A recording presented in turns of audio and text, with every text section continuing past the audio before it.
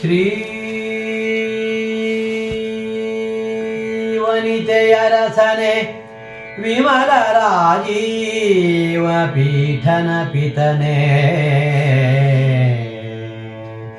ಜಗಕತಿ ಪಾವನನೆ ಜಗಕ್ಕೆ ಅತಿ ಪಾವನನೆ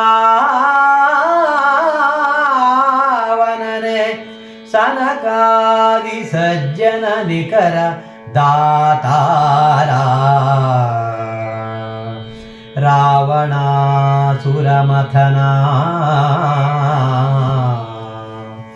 ಶ್ರವಣ ಸುಧಾ ವಿನೂತನ ಕಥನ ಕಾರಣ ಕಾವುದು ಆನತ ಜನವ ಕಾವುದು ಆನತ ಜಗವ ಗದುಗಿನ ವೀರ ನಾರಾಯಣ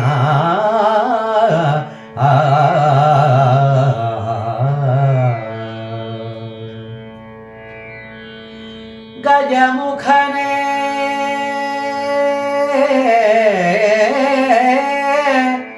ಗಜಮುಖನೇ ಮೆರವ ಏಕದಂತನೇ ನಿಜ ಗುಣಾನ್ವಿತ ಪರಶುಧಾರನೇ ರಜತಗಿರಿಗೆ ಒಡೆಯನ ಕುಮಾರನೇ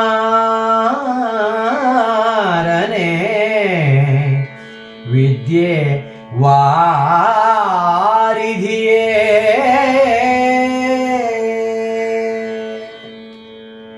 ಅಜನು ಹರಿ ರುದ್ರಾದಿಗಳು ಅಜನು ಹರಿ ರುದ್ರಾದಿಗಳು ನೆರೆ ಭಜಿಸುತಿಗರು ಅನವರತ ನಿನ್ನನು ತ್ರಿಜಗವಂದಿತ ಗಣಪ ತ್ರಿಜಗವಂದಿತ ಗಣಪ ಮಾಳ್ಪುದುಮತಿಗೆ ಮಂಗಳವಾ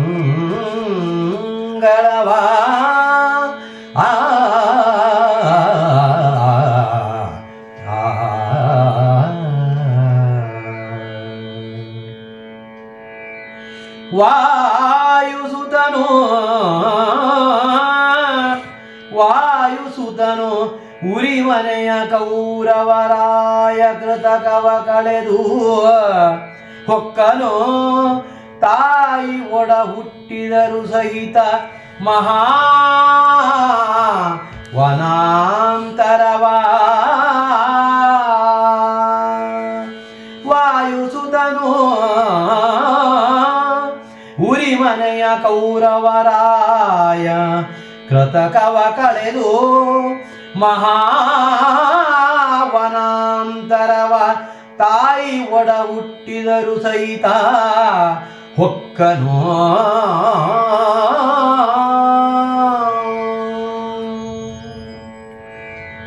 ಶ್ರೀ ಗುರುಭ್ಯೋ ನಮಃ. ಶ್ರೀವಾಗ್ದೇವಿಗೆ ಶಬ್ದದಿನ್ ಆವಾವಾವಿಂದ್ರಿಯದ ವಿಷಯಮಂ ಶ್ರೋತ್ರದೊಳುದ್ಭಾವಿಪ ನಿರ್ಮಲ ಮೂರ್ತಿಗೆ ಇಡಾವಂಜೆಗೆ ಶಾಸ್ತ್ರಮುಖದೊಳ್ಳವನತನಪ್ರಂ. ಆತ್ಮೀಯರೆಲ್ಲರಿಗೂ ನಮಸ್ಕಾರಗಳು.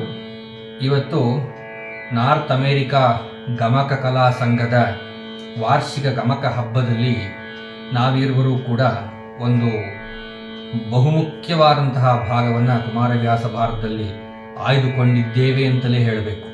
ಕಾರಣ ಅದು ಮಹಾಕವಿ ಕುಮಾರವ್ಯಾಸ ತನ್ನ ಕಾವ್ಯವನ್ನು ಹೇಗೆ ತೆಗೆದುಕೊಂಡು ಹೋಗ್ತಾ ಇದ್ದಾನೆ ಅನ್ನೋದಕ್ಕೆ ಈ ಭಾಗ ಬಹುಶಃ ಒಂದು ಪ್ರಮುಖವಾದಂತಹ ನಿದರ್ಶನ ಆಗುತ್ತೆ. ಏನು ವ್ಯಾಸ ಭಾರತದಲ್ಲಿ ಕವಿ ಈ ಸಂದರ್ಭವನ್ನು ಹೇಗೆ ಚಿತ್ರಿಸಿದ್ದಾನೆ, ಕುಮಾರವ್ಯಾಸ ತಾನು ಏನೇನು ಮಾರ್ಪಾಟುಗಳನ್ನು ಮಾಡಿಕೊಂಡಿದ್ದಾನೆ ಅನ್ನೋದು ಇವತ್ತಿನ ಕಾರ್ಯಕ್ರಮದಲ್ಲಿ ನಮಗೆ ಗೊತ್ತಾಗುತ್ತೆ. ಹಾಗಾಗಿ ನಾವು ಆಯ್ದುಕೊಂಡಿರುವಂತಹ ಕಾವ್ಯಭಾಗ ಇವತ್ತು ಆದಿಪರ್ವದ 8ನೇ ಸಂಧಿಯಲ್ಲಿ ಬರುವಂತಹ ಒಂದು 20-25 ಪದ್ಯಗಳು ಅಷ್ಟೇನೆ. ಅಲ್ಲಿ ಮುಖ್ಯವಾಗಿ ಮಹಾಕವಿ ಹೇಗೆ ತನ್ನ ಕಾವ್ಯವನ್ನು ದುಡಿಸಿಕೊಂಡಿದ್ದಾನೆ, ಹೇಗೆ ಭಾಷಾಂತರಗೊಳಿಸಿದ್ದಾನೆ ಆ ಸಂಸ್ಕೃತ ಭಾರತವನ್ನು ಕನ್ನಡಕ್ಕೆ ಅನ್ನೋದು ಇವತ್ತಿನ ಕಾವ್ಯ ಭಾಗದಲ್ಲಿ ತಿಳಿಯಬಹುದು ಅಂತ ಕಾಣಿಸುತ್ತೆ. ಪಾಂಡವರು ಅರಗಿನ ಮನೆಯಿಂದ ಹೇಗೆ ತಪ್ಪಿಸಿಕೊಂಡರು ಅನ್ನೋದೇ ನಾವು ಆಯ್ದುಕೊಂಡಿರುವಂತಹ ಭಾಗ. ಅದನ್ನೇ ಸೂಚನೆಯನ್ನು ತಾವು ಕೇಳಿದ್ರಿ. ಆ ಸೂಚನೆ ವಿಶೇಷ ಏನಪ್ಪಾ ಅಂದರೆ, ಈ ಪದ್ಯದಲ್ಲಿ ಈ ಸಂಧಿಯಲ್ಲಿ 94 ಪದ್ಯಗಳು ಬರುತ್ತೆ. ಆ ಸೂಚನೆಯಲ್ಲಿ ಆ ಮೊದಲಿನ 60% ಕಥೆಯನ್ನ ಸೂಚನೆಯಲ್ಲಿ ಕವಿ ಕೊಡುವುದೇ ಇಲ್ಲ. ಕಾರಣ ಅವನ ಉದ್ದೇಶ ಆ ಮೊದಲು ಬರುವಂತ 60 ಪದ್ಯಗಳು ಅತ್ಯಂತ ಅವಶ್ಯಕತೆ ಇಲ್ಲ ಅನ್ನುವ ಯೋಚನೆ ಬಿತ್ತು ಅಂತ ಕಾಣಿಸುತ್ತೆ. ಅವನು ಹೇಳ್ತಾ ಇದ್ದಾನೆ, ಆ ಪಾಂಡವರು ಹೇಗೆ ಅರಗಿನ ಮನೆಯಿಂದ ತಪ್ಪಿಸಿಕೊಂಡರು ಅಂತ ಹೇಳ್ತಾ ಇದ್ದಾನೆ ಹೊರತು ಮೊದಲು ಒಂದು 40 ಪದ್ಯಗಳು ಆ ಶಕುನಿಯ ದುರ್ಬೋಧನೆಗೆ ಸಂಬಂಧಪಟ್ಟಂತಹ ಪದ್ಯಗಳು ಬರುತ್ತೆ. ಅದು ಯಾವುದನ್ನು ಕೂಡ ನಾವು ತಗೋತಾ ಇಲ್ಲ. ನಾವು ತಗೋತಾ ಇರೋದು ನೇರವಾಗಿ ಆ ಪಾಂಡವರು ಹೇಗೆ ಅರಗಿನ ಮನೆಗೆ ಹೋದರು, ಅಲ್ಲಿ ಅವರು ಪಟ್ಟಂತಹ ಪಾಡೇನಾಗಿತ್ತು, ಅದರಿಂದ ಹೇಗೆ ತಪ್ಪಿಸಿಕೊಂಡರು ಮತ್ತು ಅದಕ್ಕೆ ಮಹಾಮಂತ್ರಿ ವಿದುರರ ಸಹಾಯ ಎಷ್ಟು ಅನುಕೂಲವಾಯಿತು, ಅದನ್ನ ಹೇಗೆ ಕವಿ ಇಲ್ಲಿ ತಂದಿದ್ದಾನೆ ಅನ್ನೋ ಭಾಗವನ್ನೇ ನಾವು ತೆಗೆದುಕೊಂಡಿದ್ದೇವೆ. ಆ ಸೂಚನೆ ಬಹಳ ಸರಳವಾಗಿ ಕವಿ ತಂದಿದ್ದಾನೆ. ವಾಯುಸೂತನ್ ಉರಿಮನೆಯ ಕೌರವರಾಯ ಕೃತಕವ ಕಳೆದು ಹೊಕ್ಕನು. ಆ ದುರ್ಯೋಧನ ಮಾಡಿದಂತಹ ಮೋಸವನ್ನ ಹೇಗೆ ನಿರ್ವಾಹ ಮಾಡಿದ್ರು ಪಾಂಡವರು, ಅರಗಿನ ಮನೆಯಿಂದ ಹೇಗೆ ತಪ್ಪಿಸಿಕೊಂಡರು ಅಂತ ಹೇಳಿ ಕವಿ ಹೇಳ್ತಾ ಇದ್ದಾನೆ. ನಾನು ಮೊದಲೇ ಹೇಳಿದ ಹಾಗೆ ನಾವು ನೇರವಾಗಿ ಕಾವ್ಯಭಾಗಕ್ಕೆ ಪ್ರವೇಶ ಮಾಡೋಣ. ಅಲ್ಲಿ ಆರಂಭದಲ್ಲಿ ಕವಿ ಒಂದು ಪದ್ಯವನ್ನು ಹೇಳ್ತಾ ಇದ್ದಾನೆ. ಆ ಒಂದು 40 ಪದ್ಯಗಳು ಶಕುನಿಯಿಂದ ಆದಂತಹ ದುರ್ಬೋಧನೆಗೆ ಸಂಬಂಧಪಟ್ಟಿವೆ.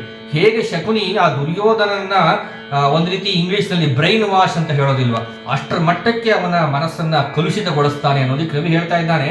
ಸುನಿ ಎಂದು ದುರ್ಬೋಧೆಗಳ ನಾನಾ ಚಂದದಲ್ಲಿ ಬೋಧಿಸಿ ಸುನೀತಿಯ ನಂದಗೆಡಿಸಿ ತದೀಯ ವಂಶಚ್ಛೇದ ಮಾರ್ಗವನ್ನು ಒಂದುಗೂಡಿ ಅಂತ. ಕೌರವ ಕುಲದ ನಾಶಕ್ಕೆ ಶ್ರೀಕಾರವನ್ನ ಶಕುನಿ ಹಾಕಿದ ಈ ಸಂಧಿಯಲ್ಲಿ ಅಂತಂದ್ರೆ ತಪ್ಪಾಗೋದಿಲ್ಲ. ತದೀಯ ವಂಶಚ್ಛೇದ ಮಾರ್ಗವನ್ನು ಒಂದುಗೂಡಿ ಸುಯೋಧನಂಗೆ ಆನಂದವೆನಿಸಿ, ಅವನು ತುಂಬಿದಂತಹ ದುರ್ಬೋಧೆಗಳಿಂದ ದುರ್ಯೋಧನಿಗೆ ಬಹಳ ಸಂತೋಷವಾಗ್ಬಿಡುತ್ತೆ. ಅಷ್ಟರ ಮಟ್ಟಕ್ಕೆ ಅವನು ಕೆಟ್ಟ ಬುದ್ಧಿಯನ್ನ ದುರ್ಯೋಧನಿಗೆ ಈ ಪದ್ಯಗಳಲ್ಲಿ ತುಂಬುತ್ತಾನೆ. ಒಂದು 40 ಪದ್ಯಗಳಿದೆ. ಬಹುಶಃ ಎಷ್ಟು ಚೆನ್ನಾಗಿ ಕವಿ ತಂದಿದ್ದಾನೆ ಅಂದ್ರೆ ಬಹಳ ಚೆನ್ನಾಗಿದೆ ಅವು. ಮುಂದೆ ಕಡೆ ಬರಿತಾ ಇದ್ದಾನೆ ಕವಿ, ಕಳಿಂಗ ಲೋಕವ ಕೊಂದನೈ ಕೇಳಯ್ಯ ಜನಮೇಜಯ ಮಹಿಪಾಲ ಅಂತಾನೆ. ಕಳಿಂಗ ಅನ್ನೋ ಪದವನ್ನ ಕವಿ ಇಲ್ಲಿ ಮಾತ್ರ ಬಳಸಿರೋದು ಇಡೀ ಕಾವ್ಯದಲ್ಲಿ. ಕಳಿಂಗ ಅಂದ್ರೆ ಶಕುನಿಗೆ ಇಟ್ಟಿರುವಂತ ಹೆಸರು. ಅದು ಮೂಲ ವ್ಯಾಸಭಾರದಲ್ಲೂ ಎಲ್ಲೂ ಕೂಡ ಬರೋದಿಲ್ಲ. ಕುಮಾರವ್ಯಾಸ ಯಾಕೆ ಕಳಿಂಗ ಅಂತ ತಂದಿದ್ದಾನೆ ಅಂದ್ರೆ, ಒಂದು ರೀತಿ ಹೇಗೆ ಕಾಳಿಂಗ ಸರ್ಪ ಹೇಗೆ ವಿಷವನ್ನು ಕಕ್ಕುತ್ತೋ ಆ ರೀತಿ ಶಕುನಿ ವಿಷವನ್ನ ಕಕ್ಕಿ ದುರ್ಯೋಧನನ ಕುರುವಂಶಕ್ಕೆ ನಾಶಕ್ಕೆ ಕಾರಣನಾದನು ಅಂತ ಹೇಳಿ ನಮಗೆ ಇಲ್ಲಿ ಗೊತ್ತಾಗುತ್ತೆ. ಅದನ್ನ ಮುಂದೆ ಕೇಳೋಣ. ಎಲೆ ಮಗನೇ ಎನ್ನಾಣೆ ಬಾ ಕುರುಕುಲ ತಿಲಕ ಎನ್ನಾಣೆ ಬಾ ಎಲೆ ಮಗನೇ ನೀ ಹೋಗಲು ಎನ್ನ ಒಡಲು ಉಳಿವುದೇ ಮರಿಯಾನೆ ಬಾರೇ ಕಂದ ಬಾಬಾ ಎಂದು ಸೆಳೆದು ಬಿಗಿಯಪ್ಪಿದನು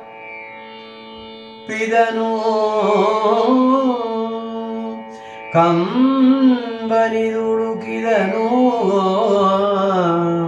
ಹೇಳು ಹೇಳು ಇನ್ನು ಮೇಲಣ ಬಳಕೆಯನು ಹೇಳು ರಿಪುರಾಜ ಕಾರ್ಯಕ್ಕೆ ಬುದ್ಧಿಯೇನು ಎಂದ.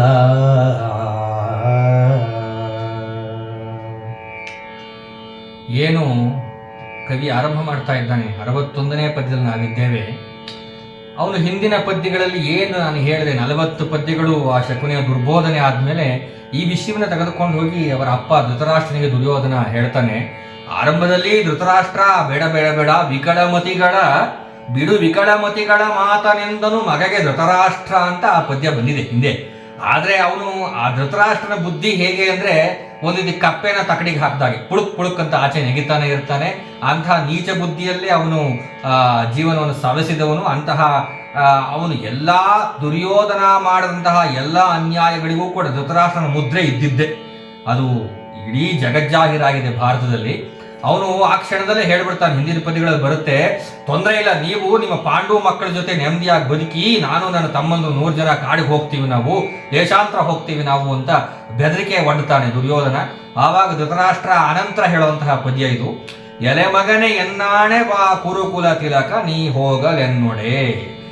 ಅಯ್ಯೋ ಎನ್ನಾಣೆ, ಅಯ್ಯೋ ಮಗನೇ ನನ್ನ ಆಣೆ ಬಾರಯ್ಯ, ನೀನು ಬಿಟ್ಟು ಹೋಗ್ಬಿಟ್ರೆ ನನ್ನ ಕಥೆ ಏನು, ನೀನು ನನ್ನ ಮರ್ಯಾನೆ ನೀನು ಅಂತ ಹೇಳಿ ಬಿಗಿಯಪ್ಪಿದನು. ವಾಚನಕಾರರು ಅದನ್ನ ಸೆಳೆದು ಬಿಗಿಯಪ್ಪಿದನು ಅನ್ನೋ ಒತ್ತಿ ಹೇಳಿದ್ದಾರೆ. ಇದು ಕಾವ್ಯದ ಮನೋಧರ್ಮದ ಉತ್ತಮೋತ್ತಮವಾದಂತಹ ಲಕ್ಷಣ ಅರಿಯುವ ಬಗೆ ಗಮಕಿಗಳಿಗೆ.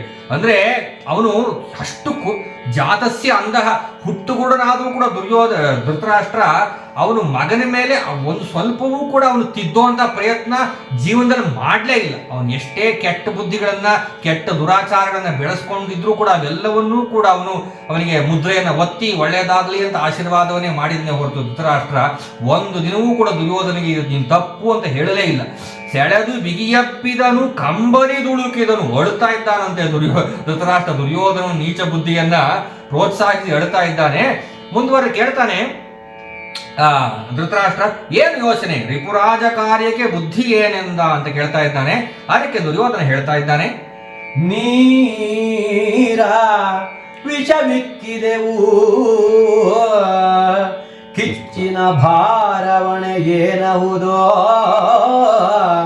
ಪುಣ್ಯವ ಹೋರಿಸುವ ಒದಗಿದರೆ ಹೋಗಲಿ, ನಮ್ಮ ಹಗೆ ಹರಿದು ಹೋಗಲಿ. ಓರಣಿಸಿದೈ ವೈರಿಗಳ ವಿಸ್ತಾರ ಮೆರೆಯಲಿ,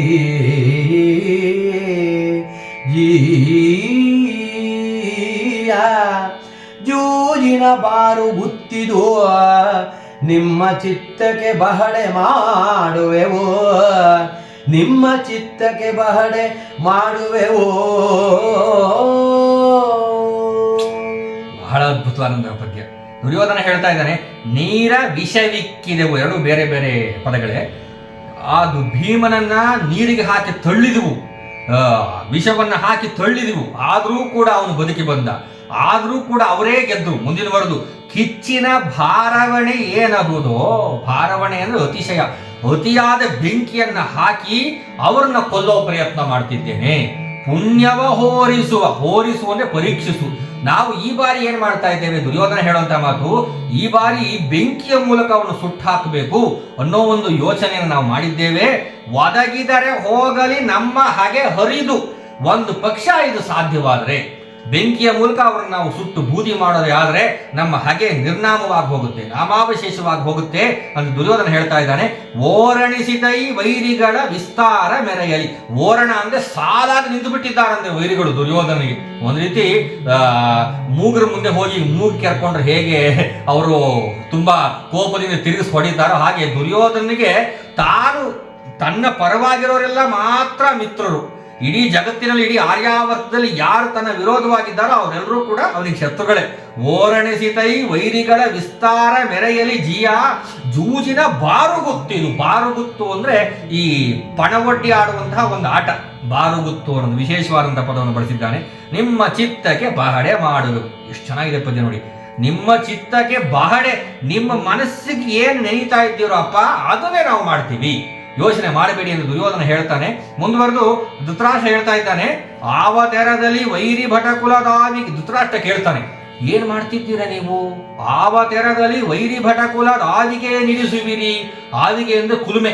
ಹಾಗಾದ್ರೆ ಅವನು ಏನು ಕಿಚ್ಚಿನ ಹೇಳ್ತಾನಲ್ಲ, ಕಿಚ್ಚಿನ ಭಾರವಣೆ ಅಂತ ಹೇಳ್ತಾ ಇದ್ದಾನಲ್ಲ, ಹಾಗಾದ್ರೆ ಕುಲುಮೆಗೆ ಹಾಕಿ ಹೇಗೆ ನೀವು ಅವರನ್ನ ಮುಗಿಸ್ತೀರಾ?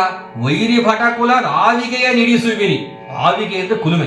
ಹೇಗೆ ಕುಲುಮೆಯಲ್ಲಿ ಬೆಂಕಿ ಮುಖ್ಯವೋ ಹೇಗೆ ಅವ್ರನ್ನ ಕೊಲ್ತೀರಾ ಪಾಂಡವರನ್ನ? ನಿಮ್ಮೊಳಗಾವು ಹೊರಗೆ ನಾವು ನಿಮ್ಮಿಂದ ಬೇರೆ ಏನಲ್ಲ, ಹೊರಗೆ ಮಗನೇ ಸೊಗಸೇನೆ ನಿಮ್ಮ ವೈಭವಕ್ಕೆ. ನಾನು ನಿಮ್ಮ ಜೊತೆಗೆ ಇದ್ದೀನಿ, ಧೃತರಾಷ್ಟ್ರ ಹೇಳುವಂತ ಮಾತು. ಹಾಗಾಗಿ ನೀವು ಏನೇ ಮಾಡಿದ್ರು ನಾನು ನಿಮ್ಮ ಜೊತೆಗೆ ಇರ್ತೀನಿ ಅಂತ ಹೇಳಿ ಅವನು ಮುಂದುವರೆದು ಕೇಳ್ತಾ ಇದ್ದಾನೆ. ಆನಂತರ ಅವನು ಹೇಳ್ತಾನೆ, ಅಲ್ಲಿಂದ ಅವನು ಹೇಳ್ತಾನೆ, ನಾವು ಹೀಗೆ ಲಾಕ್ಷಾಭವನದಲ್ಲಿ ಅವ್ನು ಹೇಳ್ತಾನೆ, ಇರವನ್ ಅವರಿಗೆ ವಾರಣಾವತಿಪುರದೊಳಗೆ ಬರುಟವಿಸಿ, ಅಪ್ಪಯ್ಯ ನೀವು ಪಾಂಡವರಿಗೆ ವಾರಣಾವತ ಪಟ್ಟಣಕ್ಕೆ ಹೋಗಬೇಕು ಅಂತ ಹೇಳಿ ಅಲ್ಲಿಗೆ ಹೋದ ಮೇಲೆ ನಾವು ಅವರನ್ನ ಉರುಹಿ ಸುಡುವೆವು, ಬಳಿಕ ಲಾಕ್ಷಾಭವನ ರಚನೆಯಲ್ಲಿ ಲಾಕ್ಷಾಭವನವನ್ನ ಮಾಡಿ ಅವನ್ನ ಸುಟ್ಟು ಹಾಕ್ಬಿಡ್ತೀವಿ ನಾವು ಅಂತ ಹೇಳಿ ಅವರ ಅಪ್ಪನಿಗೆ ಮಾತನ್ನ ಕೊಟ್ಟು ಅಲ್ಲಿಂದ ಅವನು ದುಷ್ಟ ಚತುಷ್ಟಯರು ಅಂತ ಏನ್ ಕವಿ ಹೇಳ್ತಾ ವೇದವ್ಯಾಸರು ಹೇಳ್ತಾರೋ, ಅದು ಶಕುನಿ, ಜಯದ್ರಥ, ಕರ್ಣ, ದುಶ್ಯಾಸನಾದಿಗಳು ಏನಿದ್ದಾರೋ ಅವ್ರ ಕಡೆಗೆ ಹೋಗ್ತಾ ಇದ್ದಾನೆ. ಅವ್ರ ಕಡೆಗೆ ಹೋಗ್ಬಿಟ್ಟು ಅಲ್ಲಿ ಹೇಳ್ತಾನೆ, ಜನಕನನು ಬೀಳ್ಕೊಂಡು ಕೌರವ ಜನಪ ತನ್ನ ಅರಮನೆಯ ಸಚಿವರೊಳು ಅನುಪಮಿತ ವಿಶ್ವಾಸ ಸೂಚಕನನು ಪುರೋಚನನು. ಆ ಪುರೋಚನನೆಂಬವನು ಬಲು ಪಾಪ ಕರ್ಮನು, ಕುರುಪತಿಗೆ ಬಳಿಕ ಆ ಪುರಾಂತರದಿಂದ ಬಂದನು ವಾರಣಾವತಿಗೆ. ಆ ಪುರದ ಜನವರಿಯದಂತಿರೆ, ಆ ಪುರದ ಜನವು ಅರಿಯದಂತಿರೆ, ಕಾಪುರುಷನಳವಡಿಸಿದನು ನಸುದೀಪತಾಗಿದೊಡೆ. ಏಕರೂಪ ರಾಜಭವನವನು ಆ ಪುರದ ಜನವರಿಯದಂತಿರೆ, ಕಾಪುರುಷನು ಅಳವಡಿಸಿದನು. ಪುರೋಚನ ಅಂತ ಒಬ್ಬ ಇರುತ್ತಾನೆ. ಈ ದುರ್ಯೋಧನಿಗೆ ಅತ್ಯಂತ ವಿಶ್ವಾಸ ಪಾತ್ರನಾದಂತಹ ಒಬ್ಬ ಕೇಡಿಗ, ಮಹಾದುಷ್ಟ ಬುದ್ಧಿಯವನು. ಅವನ ವಿಷಯವನ್ನು ಕವಿ ಹೇಳ್ತಾ ಇದ್ದಾನೆ. ಅವನು ಪುರೋಚನನ ಕರೀತಾನೆ. ಪುರೋಚನ ರಾಜಸ್ಥಾನದಲ್ಲೇ ಇರುವಂತಹವನು. ಅವನನ್ನ ಕರೀತಾ ಇದ್ದಾನೆ. ಕರೆದುಬಿಟ್ಟು ಆ ಕವಿ ಹೇಳ್ತಾ ಇದ್ದಾನೆ, ಆ ಪುರೋಚನನೆಂಬುವನು ಬಲು ಪಾಪ ಕರ್ಮನು. ಮಹಾದುಷ್ಟನಾದಂತಹ ಪುರೋಚನನನ್ನ ದುರ್ಯೋಧನ ಕರೆಸಿದ್ದಾನೆ. ಕರೆಸಿ ಅವನಿಗೆ ವಿಷಯವನ್ನೆಲ್ಲ ಹೇಳ್ತಾನೆ. ಹಿಂದಿನ ಪದ್ಯದಲ್ಲಿ ಅದು ಬರುತ್ತೆ. ಈ ವಿಷಯವನ್ನೆಲ್ಲ ಹೇಳಿಬಿಟ್ಟು, ನೋಡಪ್ಪ ನೀನು ಹೀಗೆ ಅರಗಿನ ಮನೆಯನ್ನು ನಿರ್ಮಾಣ ಮಾಡಬೇಕು, ವಾರಣಾವತಕ್ಕೆ ಹೋಗಿ ಬೇಕಾದಂತಹ ಸಾಂಬಾರ ಪದಾರ್ಥಗಳು ಇತ್ಯಾದಿಗಳು ಏನು ಬೇಕೋ ಎಲ್ಲವನ್ನು ತೆಗೆದುಕೊಂಡು ನೀನು ಹೋಗು ಅಂತ ಹೇಸರಗತ್ತೆಗಳ ಮೂಲಕ ಹೊರಿಸಿ ಕಳುಹಿಸುತ್ತಾನೆ ಅಂತ ವೇದವ್ಯಾಸ ಬರೀತಾರೆ. ತುಂಬಾ ವೇಗವಾಗಿ ಹೋಗುವಂತಹ ಹೇಸರಗತ್ತೆಗಳ ಮೇಲೆ ಎಲ್ಲ ಬೇಕಾದಂತಹ ಸಾಮಾನು ಸರಂಜಾಮನ್ನೆಲ್ಲ ಸಿದ್ಧಪಡಿಸಿಬಿಟ್ಟು ರೆಡಿ ಮಾಡಿಸ್ಬಿಟ್ಟು ಪುರೋಚನ ಜೊತೆ ಮೊದಲೇ ನೀನು ಹೋಗಬೇಕು, ಈ ಪಾಂಡವರು ಹೋಗೋದಕ್ಕಿಂತ ಮೊದಲೇ ಅಂತ ಹೇಳಿ ಅವನು ಕಳಿಸ್ತಾನೆ ಅಂತ ಹೇಳಿ ಹಿಂದಿನ ಪದ್ಯದಲ್ಲಿ ಬರುತ್ತೆ. ಹಾಗೆ ಅವನು ಬಂದು ಹೇಳ್ತಾನೆ, ಕುರುಪತಿಗೆ ಬಳಿಕ ಪುರಾಂತರದಿಂದ ಬಂದನು ವಾರಣಾವತಗೆ. ಬೇರೆ ಊರಿನಿಂದ, ಆರ್ಯಾವರ್ತ ಹಸ್ತಿನಾವತಿಯಲ್ಲಿದ್ದಂತಹ ಬೇರೆ ಊರಿನಿಂದ ಅವನು ಇಲ್ಲಿ ದುರ್ಯೋಧನ ಕಾಣೋದಕ್ಕೆ ಬರ್ತಾನೆ. ಅವನು ಹೇಳ್ತಾನೆ, ಆ ಪುರದ ಜನವರಿಯದಂತಿರೆ ಕಾಪುರುಷ ನಳವಡಿಸಿದನು ನುಸುದೀಪತಾಗಿದೊಡೆ. ಹೇಗೆ ಲಾಕ್ಷಾಭವನವನ್ನು ನಿರ್ಮಾಣ ಮಾಡಿದ ಅಂತ ಮುಂದಿನ ಪದ್ಯಗಳು ಬರುತ್ತೆ. ಅವನು ಹೇಳ್ತಾನೆ, ಏಕರೂಪ ರಾಜಭವನವನು, ಒಂದು ಚೂರು ದೀಪದ ಕಿಡಿ ತಾಗಿದ್ರೂ ಕೂಡ ಇಡೀ ಭವನ ಸುಟ್ಟು ಬೂದಿ ಆಗೋದು, ಅಷ್ಟರ ಮಟ್ಟಿಗೆ ಲಾಕ್ಷಾಭವನ ನಿರ್ಮಾಣ ಮಾಡಿರ್ತಾರೆ. ಅದನ್ನ ಕೇಳೋಣ. ನಿಗಮ ಸಂಸ್ಥಿತವಾಸ್ತು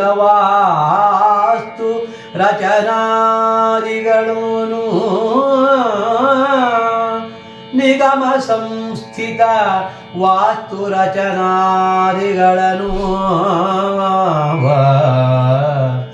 ಆಯವ್ಯಯದ ತಾರಾದಿಗಳ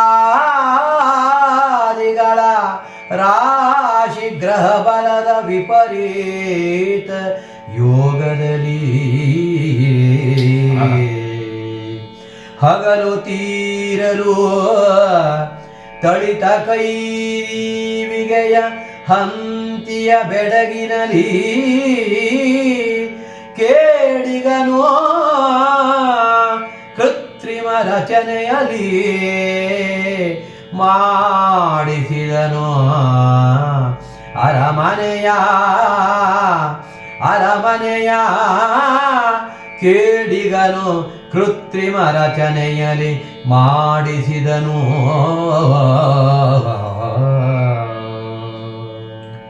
ವಿಚಿತ್ರ ರೀತಿಯಲ್ಲಿ ಅರಮನೆಯನ್ನ ಮಾಡಿಸಿದ್ರಿಂದ ರೀತಿಗೌಡದಲ್ಲೇ ಉಡುಪರು ಹಾಡಿದ್ದಾರೆ. ಅಷ್ಟು ಚೆನ್ನಾಗಿದೆ. ನಿಗಮ ಸಂಸ್ಥಿತ ವಾಸ್ತು ರಚನಾದಿಗಳನ್ನು ಆಯವ್ಯಯದ ಶಾಸ್ತ್ರದಲ್ಲಿ ಸಿದ್ಧವಾಗಿರುವಂತೆ ವಾಸ್ತುಶಾಸ್ತ್ರಕ್ಕೆ ಲಾಯಕ್ಕಾಗಿ ಒಪ್ಪುವಂತೆ ಅಷ್ಟು ಶಿಸ್ತಾಗಿ ಎಲ್ಲ ಓರೆ ಕೋರೆಗಳು ಮೂಲೆ ಮೂಲೆಗಳನ್ನು ಚೆನ್ನಾಗಿ ಅರಗಿನ ಮನೆಯನ್ನ ಸಿದ್ಧ ಮಾಡಿಸ್ತಾ ಇದ್ದಾನೆ. ತಾರಾದಿಗಳ ಅಲ್ಲಿ ತಾರಾಬಲ ರಾಶಿಗ್ರಹ ಬಲಗಳೆಲ್ಲವೂ ಕೂಡ ವಿಪರೀತ ಯೋಗದಲ್ಲಿ, ಒಂದು ಕೆಟ್ಟ ಮುಹೂರ್ತದಲ್ಲಿ, ದುಷ್ಟ ಮುಹೂರ್ತದಲ್ಲಿ, ದುರ್ಮುಹೂರ್ತದಲ್ಲಿ ಅವನು ಅರಗಿನ ಮನೆಗೆ ಮಾಡಿಸ್ಬೇಕು ಅಂತ ಹೇಳಿ ಒಂದು ರೀತಿ ಫೌಂಡೇಶನ್ ಅಂತ ನಾವೇನ್ ಹೇಳ್ತೀವಿ ಆ ರೀತಿ ಹಾಕ್ತಾ ಇದ್ದಾನಂದ್ರೆ ದುರ್ಮುಹೂರ್ತದಲ್ಲಿ ಫೌಂಡೇಶನ್ ಅನ್ನ. ಹಗಲು ತೀರಲು, ಹಗಲಿನಲ್ಲಿ ಮಾತ್ರ ಅಲ್ಲ ರಾತ್ರಿ ಹೊತ್ತಿನಲ್ಲೂ ಕೂಡ ಕೈದೀವಿಗಳನ್ನ, ಕೈಯಲ್ಲಿ ಸೂಡಿಗಳನ್ನು ಹಿಡ್ಕೊಂಡು ಆ ಬೆಳಕಿನಲ್ಲೇನೆ ಗೊತ್ತಿಲ್ಲದಲೇ ಇರೋ ಹಾಗೆ ಇಡೀ ಪುರಜನರಿಗೆ ತಾನು ಏನು ಕೃತ್ರಿಮ ಕೆಲಸವನ್ನು ಮಾಡ್ತಾ ಇದ್ದೇನೆ ಅನ್ನೋ ಸುಳಿವೂ ಕೂಡ ಬರಕೂಡುದು. ಅಷ್ಟರ ಮಟ್ಟಕ್ಕೆ ಕೃತ್ರಿಮ ರಚನೆಯಲ್ಲಿ ಮಾಡಿಸಿದನು ಅರಮನೆಯ ಅಂತ ಇದ್ದಾನೆ. ಏನಿತ್ತು, ಹೇಗಿತ್ತು ಆ ಅರಮನೆ? ಅರಗಿನಲಿ ಭಿತ್ತಿಗಳ, ಅರಗಿನಲಿ ಭಿತ್ತಿಗಳ ನವಸಜ್ಜರಸ ಗುಡ ಮಿಶ್ರದಲ್ಲಿ ನೆರೆಯುಪ್ಪರಿಗೆಗಳನ್ನು ಅವರಲ್ಲಿ ಕವಾಟ ಸ್ತಂಭವೇದಿಗಳ ವಿರಚಿಸಿದ ನವ ಸೌಧ ಭದ್ರಾಸ್ಥರಣ ನಂದ್ಯಾವರ್ತದರೆ ಪರಿಪರಿಯ ಭಿನ್ನಾಣದೊಳಗೆ ಅರಗಿನ ಮನೆಯ ಮಾಡಿಸಿದ ಪರಿಪರಿಯ ಭಿನ್ನಾಣದೊಳಗೆ ಅರಗಿನ ಮನೆಯ ಮಾಡಿಸಿದ.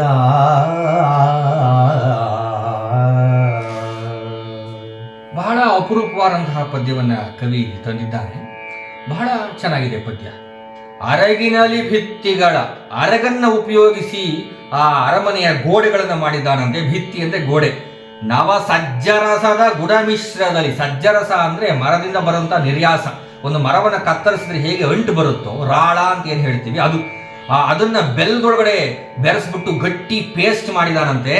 ಅದರಲ್ಲಿ ಈ ಉಪ್ಪರಿಗೆಗಳನ್ನು ಸಾರಿಸಿದ್ದಾನೆ. RCC ಅಂತ ಏನ್ ಹೇಳ್ತೀವಿ, ಆ ನೆಲೆ ಮಾಳಿಗೆಯ ಮನೆಗಳನ್ನು ಸಾರಿಸಿದ್ದಾನಂತೆ. ಆ ಸಜ್ಜರಸ ಮತ್ತು ರಾಳದಲ್ಲಿ ಕವಾಟ ಸ್ತಂಭ ವೇದಿಗಳ, ಅಷ್ಟೇ ಅಲ್ಲ, ಕವಾಟ ಅಂದ್ರೆ ಬಾಗಿಲು, ಬಾಗಿಲುಗಳನ್ನ ಮಾಡಿಸಿದ್ದಾನಂತೆ.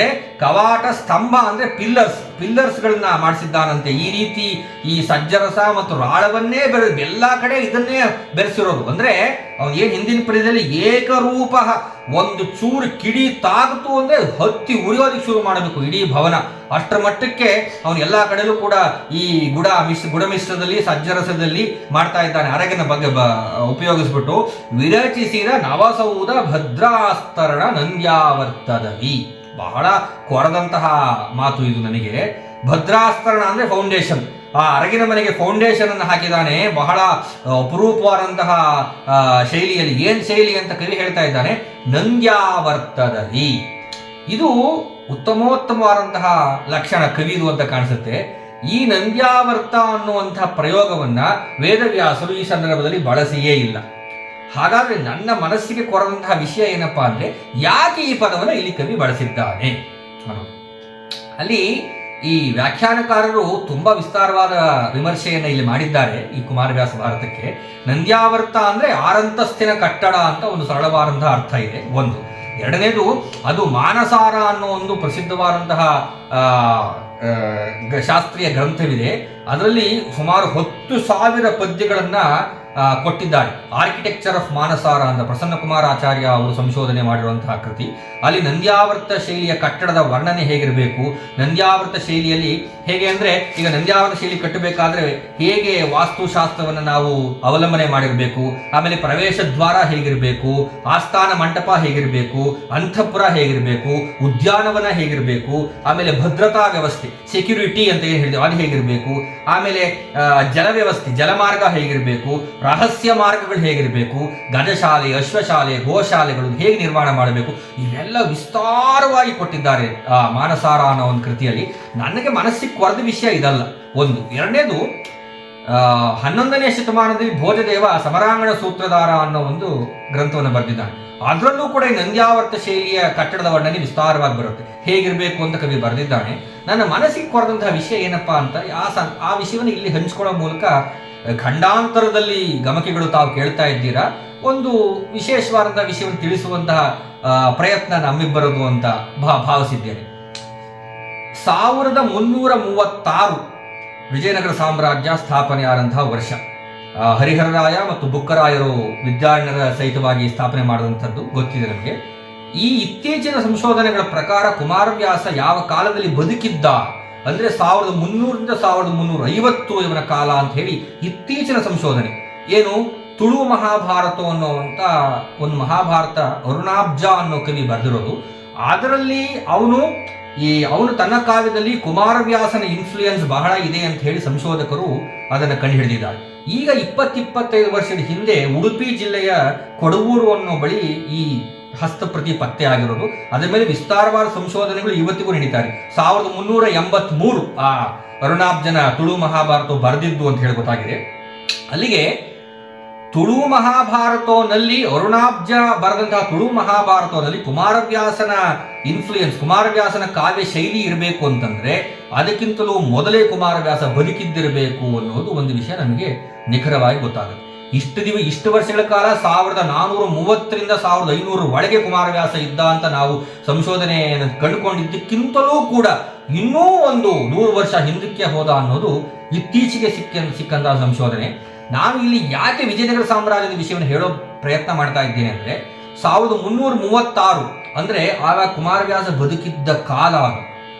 ಅವನು ಕುಮಾರವ್ಯಾಸ ಶಾನುಭೋಗ, ಹಳ್ಳಿ ಸುತ್ತಿ ಕೇರಿ ಸುತ್ತಿ ಅಲ್ಲೆಲ್ಲವೂ ಕೂಡ ಊರು ಮನೆ ಹೊಲ ತೋಟ ಗದ್ದೆ ಇವನ್ನೆಲ್ಲವನ್ನು ಕೂಡ ಲೆಕ್ಕವನ್ನು ಬರ್ಕೊಳ್ಳೋದು, ಅವನು ಅದನ್ನೆಲ್ಲ ರಾಜಸ್ಥಾನಕ್ಕೆ ಒಪ್ಪಿಸೋದು, ಶಾನುಭೋಗ ವೃತ್ತಿಯನ್ನು ಮಾಡೋದು ನಮಗೆ ಗೊತ್ತಿರುವಂಥ ವಿಷಯ. ಅವನು ನಂದ್ಯಾವರ್ತ ಅನ್ನೋ ಕಟ್ಟಡ ಶೈಲಿಯನ್ನ ಬಹುಶಃ ಅವನು ಈ ಹಳ್ಳಿಯನ್ನೆಲ್ಲ ಸುತ್ತಬೇಕಾದ್ರೆ ಆವಾಗ 1336 ಸಮಯದಲ್ಲಿ ವಿಜಯನಗರ ಸಾಮ್ರಾಜ್ಯ ಆವಾಗ ಮೇಲೆ ಏಳ್ತಾ ಇತ್ತು. ಅವನು ಬಹುಶಃ ಕೇಳಿದ್ದ ಅಂತ ಕಾಣಿಸುತ್ತೆ. ನಂದ್ಯಾವರ್ತ ಅನ್ನೋ ಪದವನ್ನ ಇಡೀ ನಾವು ವಿಜಯನಗರ ಸಾಮ್ರಾಜ್ಯವನ್ನು ಸುತ್ತುಕೊಂಡು ಬಂದರೆ ಇವತ್ತಿಗೂ ಕೂಡ ನಮಗೆ ರಾಬರ್ಟ್ ಸಿವೆಲ್ ಅವರ ಗ್ರಂಥವನ್ನು ಓದಿದ್ರೆ ನಮಗೆ ಹೇಗೆ ವಿಜಯನಗರ ಸಾಮ್ರಾಜ್ಯವನ್ನು ಕಟ್ಟಿದ್ರು, ಎಷ್ಟು ಅಚ್ಚುಕಟ್ಟಾಗಿ ಇತ್ತು ಅವರ ಅರಮನೆಗಳು, ಆ ಶೈಲಿಯ ಕಟ್ಟಡಗಳು ಅಂತ ಗೊತ್ತಾಗುತ್ತೆ. ಬಹುಶಃ ಕುಮಾರವ್ಯಾಸ ತನ್ನ ಕಾವ್ಯವನ್ನು ಬರೀಬೇಕಾದ್ರೆ ಅವನ ಕಿವಿಗೆ ಈ ಪದ ಬಿದ್ದಿರಬೇಕು ಅಂತ ನನ್ನ ಸಣ್ಣ ಸಂಶೋಧನೆಯ ವಿಷಯ ಅಷ್ಟೇ. ಇದೇನು ಆಧಾರವನ್ನು ಹೇಳೋದಕ್ಕಿಂತ ಆ ಸಂದರ್ಭವನ್ನು ಯೋಚನೆ ಮಾಡ್ತಾ ಇದ್ದೀನಿ. 1300 1350 ಕುಮಾರವ್ಯಾಸ ಬದುಕಿದ್ದ ಅಂದ್ರೆ 1336 ವಿಜಯನಗರ ಸಾಮ್ರಾಜ್ಯ ಸ್ಥಾಪನೆ ಆದ ವರ್ಷ. ಆವಾಗ ಬಹುಶಃ ಅವನಿಗೆ ಈ ನಂದ್ಯಾವರ್ತ ಅನ್ನೋ ಪದ ಅವನಿಗೆ ಕಿವಿಗೆ ಬಿದ್ದಿರಬೇಕು ಅನ್ಸುತ್ತೆ. ಹಾಗಾಗಿ ಬಳಸಿರ್ಬೋದು ಆ ಪದವನ್ನ ಇಲ್ಲಿ. ಯಾಕೆಂದ್ರೆ ವ್ಯಾಸಭಾರತದಲ್ಲಿ ಈ ಭಾಗದ ಈ ಸಂದರ್ಭದಲ್ಲಿ ಇದು ಬರೋದೇ ಇಲ್ಲ. ನಂದ್ಯಾವರ್ತ ಶೈಲಿಯಲ್ಲಿ ಅರಗಿನ ಮನೆಯನ್ನು ರಚನೆ ಮಾಡ್ದ ಅಂತ ವೇದವ್ಯಾಸರು ಬರೆಯೋದಿಲ್ಲ. ಆದರೆ ಕುಮಾರವ್ಯಾಸ ತಂದಿರೋ ಮೂಲಕ ಆ ವಿಷಯ ಇಲ್ಲಿ ದಾಖಲೆ ಮಾಡಬೇಕು ಅಂತ ಅನಿಸ್ತು. ಆ ರೀತಿ ಪರಿಪರಿಯ ಭಿನ್ನಾಣದೊಳು ಅರಗಿನ ಮನೆಯ ಮಾಡಿಸಿದ ಅಂತಾನೆ. ಭಿನ್ನಾಣ ಅಂದ್ರೆ ಚಮತ್ಕೃತಿ, ಎಷ್ಟು ವೈಭವೋಪೇತವಾಗಿ ಅದನ್ನು ಕಟ್ಟಿದ್ದ ಅಂತ ಹೇಳಿ ಇನ್ನೊಂದು ಪದ್ಯವನ್ನು ನಾವು ತಗೊಂಡಿದ್ದೇವೆ, ಅದು ಗೊತ್ತಾಗುತ್ತೆ. ಅದನ್ನ ಕೇಳೋಣ. ಹಿರಿಯ ಭವನದ ಸುತ್ತು ವಲಯದ ಮುರುಹಿನಲ್ಲಿ ಮನೆಗಳು, ಆ ಮಂದಿರ ನಿಕಾಯಕ್ಕೆ ಬಾಗಿಲು ಒಂದು, ಆ ದ್ವಾರ ದೇಶದಲ್ಲಿ, ಆ ದ್ವಾರ ದೇಶದಲ್ಲಿ ಇರವು ತನ್ನದು, ಬಾಗಿಲಿಕ್ಕಿದು ಹೊರಗೆ ಮುದ್ರಿಸಿ ಕಿಚ್ಚ ಚುಚ್ಚುವ ಪರುಠವಣೆಯಲಿ ಖಳ ಪುರೋಚನನು ಅಂದು ನಿರ್ಮಿಸಿದ.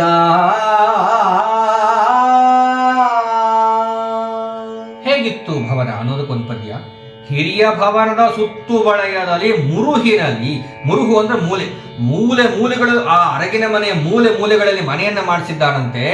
ಅಲ್ಲೆಲ್ಲ ಇನ್ನೊಂದು ವಿಷಯ, ನಂದ್ಯಾವರ್ತ ಶೈಲಿಯ ಕಟ್ಟಡಕ್ಕೆ ಒಂದ್ ಕಡೆ ಹೇಳಿದ್ದಾರೆ ಪಶ್ಚಿಮದ ದ್ವಾರವಿಲ್ಲದೆ ಇರುವಂತಹ ಮನೆಗಳು. ಅಂದ್ರೆ ಮುಂಬಾಗಿಲು ಮಾತ್ರ ಇರುತ್ತೆ ಆ ಶೈಲಿಯ ಕಟ್ಟಡಕ್ಕೆ, ಹಿಂಬಾಗಿಲು ಇರೋದೇ ಇಲ್ಲ. ಒಬ್ಬ ವ್ಯಕ್ತಿ ಒಳಕ್ ಹೋದ ಅಂದ್ರೆ ಹೊರಗಡೆಯಿಂದ ಬಾಗಿಲು ಹಾಕ್ಬಿಟ್ರೆ ಅವನು ಆಚೆ ಬರೋದಕ್ಕೆ ಸಾಧ್ಯವೇ ಇಲ್ಲ. ಹಾಗಾಗಿ ಭದ್ರಾಸ್ತ್ರಣ ನಂದ್ಯಾವರ್ತದಲ್ಲಿ ಅಂತ ಕುಮಾರವ್ಯಾಸ ತಂದಿರ್ಬೋದು ಅಂತ ಕಾಣಿಸುತ್ತೆ. ಕವಿ ಅದನ್ನೇ ಬರೀತಾ ಇದ್ದಾನೆ. ಮುರುಹಿನಲಿ ಮನೆ ಮನೆಗಳು ಆ ಮಂದಿರ ನಿಕಾಯಕ್ಕೆ ಬಾಗಿಲೊಂದ ದ್ವಾರ ದೇಶದಲ್ಲಿ. ಒಂದೇ ಬಾಗಿಲು, ಕವಿ ಅದನ್ನೇ ಸ್ಪೆಸಿಫೈ ಮಾಡಿ ಹೇಳಿದ್ದಾನೆ. ಆ ಇಡೀ ಅರಮನೆಗೆ ಇರುವಂತಹ ಮಹಾದ್ವಾರವೂ ಒಂದೇ, ಆ ಮಹಾದ್ವಾರದ ಒಳಗೆ ಇರುವಂತಹ ಸಣ್ಣ ಪುಟ್ಟ ಮನೆಗಳಿಗೂ ಕೂಡ ಒಂದೇ ದ್ವಾರ. ಒಬ್ಬ ವ್ಯಕ್ತಿ ಒಳಕ್ಕೆ ಹೋದ ಅಂದ್ರೆ ಹಿಂಬಾಗಿಲು ಇಲ್ಲವೇ ಇಲ್ಲ, ಆಚೆ ಬರಬೇಕು ಅಂದ್ರೆ ಅದೇ ಮಹಾದ್ವಾರದಿಂದ ಆಚೆ ಬರಬೇಕು, ಅವನಿಗೆ ಬೇರೆ ಪರ್ಯಾಯ ಮಾರ್ಗವೇ ಇಲ್ಲ ಅಂತ ಕವಿ ಹೇಳ್ತಾ ಇದ್ದಾನೆ. ಇರವು ತನ್ನದು ಬಾಗಿಲಿಕ್ಕಿದು ಅಂತಾನೆ. ಈ ಪುರೋಚನ ಎಲ್ಲಿ ಬದುಕ್ತಾ ಇದ್ದ, ಎಲ್ಲಿ ಜೀವನ ಮಾಡ್ತಾ ಇದ್ದ, ಬಾಗಿಲು ಮನೆ ಮಾಡ್ಕೊಂಡಿದ್ದ ಅಂದ್ರೆ ಆ ಮಹಾದ್ವಾರದ ಹೊರಗೆ ಪಕ್ಕದಲ್ಲೇ ಇವನು ತನ್ನ ಮನೆಯನ್ನು ಮಾಡ್ಕೊಂಡಿದ್ದಂತೆ. ಅವನ ಉದ್ದೇಶ ಏನು? ಯಾವಾಗ ದುರ್ಯೋಧನ ಹೇಳ್ತಾನೆ ಆವಾಗ ಕಿಚ್ಚನ್ನ ಚುಚ್ಚಿಬಿಟ್ಟು ಹೇಳ್ತಾನೆ ಕವಿ, ಬಾಗಿಲಿಕ್ಕಿದು ಹೊರಗೆ ಮುತ್ತಿಸಿ ಕಿಚ್ಚ ಚುಚ್ಚುವ ಪರುಟವಣೆಯಲ್ಲಿ.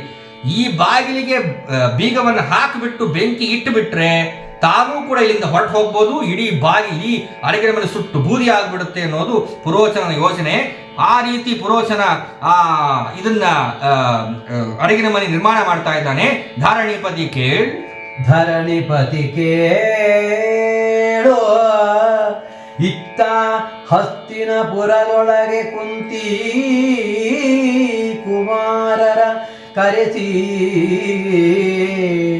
ಕಟ್ಟೆ ಕಾಂತದಲ್ಲಿ ಧೃತರಾಷ್ಟ್ರ ಭೂಪಾಲ ಬೆರಗು ಭಿನ್ನಾಣದಲ್ಲಿ, ಬೆರಗು ಭಿನ್ನಾಣದಲ್ಲಿ ಧೃತರಾಷ್ಟ್ರ ಭೂಪಾಲ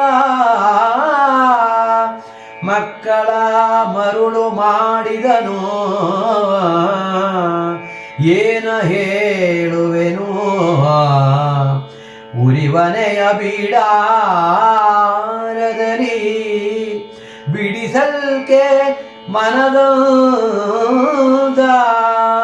ಉರಿವನೆಯ ಬೀಡಾರದಲ್ಲಿ ಬಿಡಿಸಲ್ಕೆ ಮನದಂದ.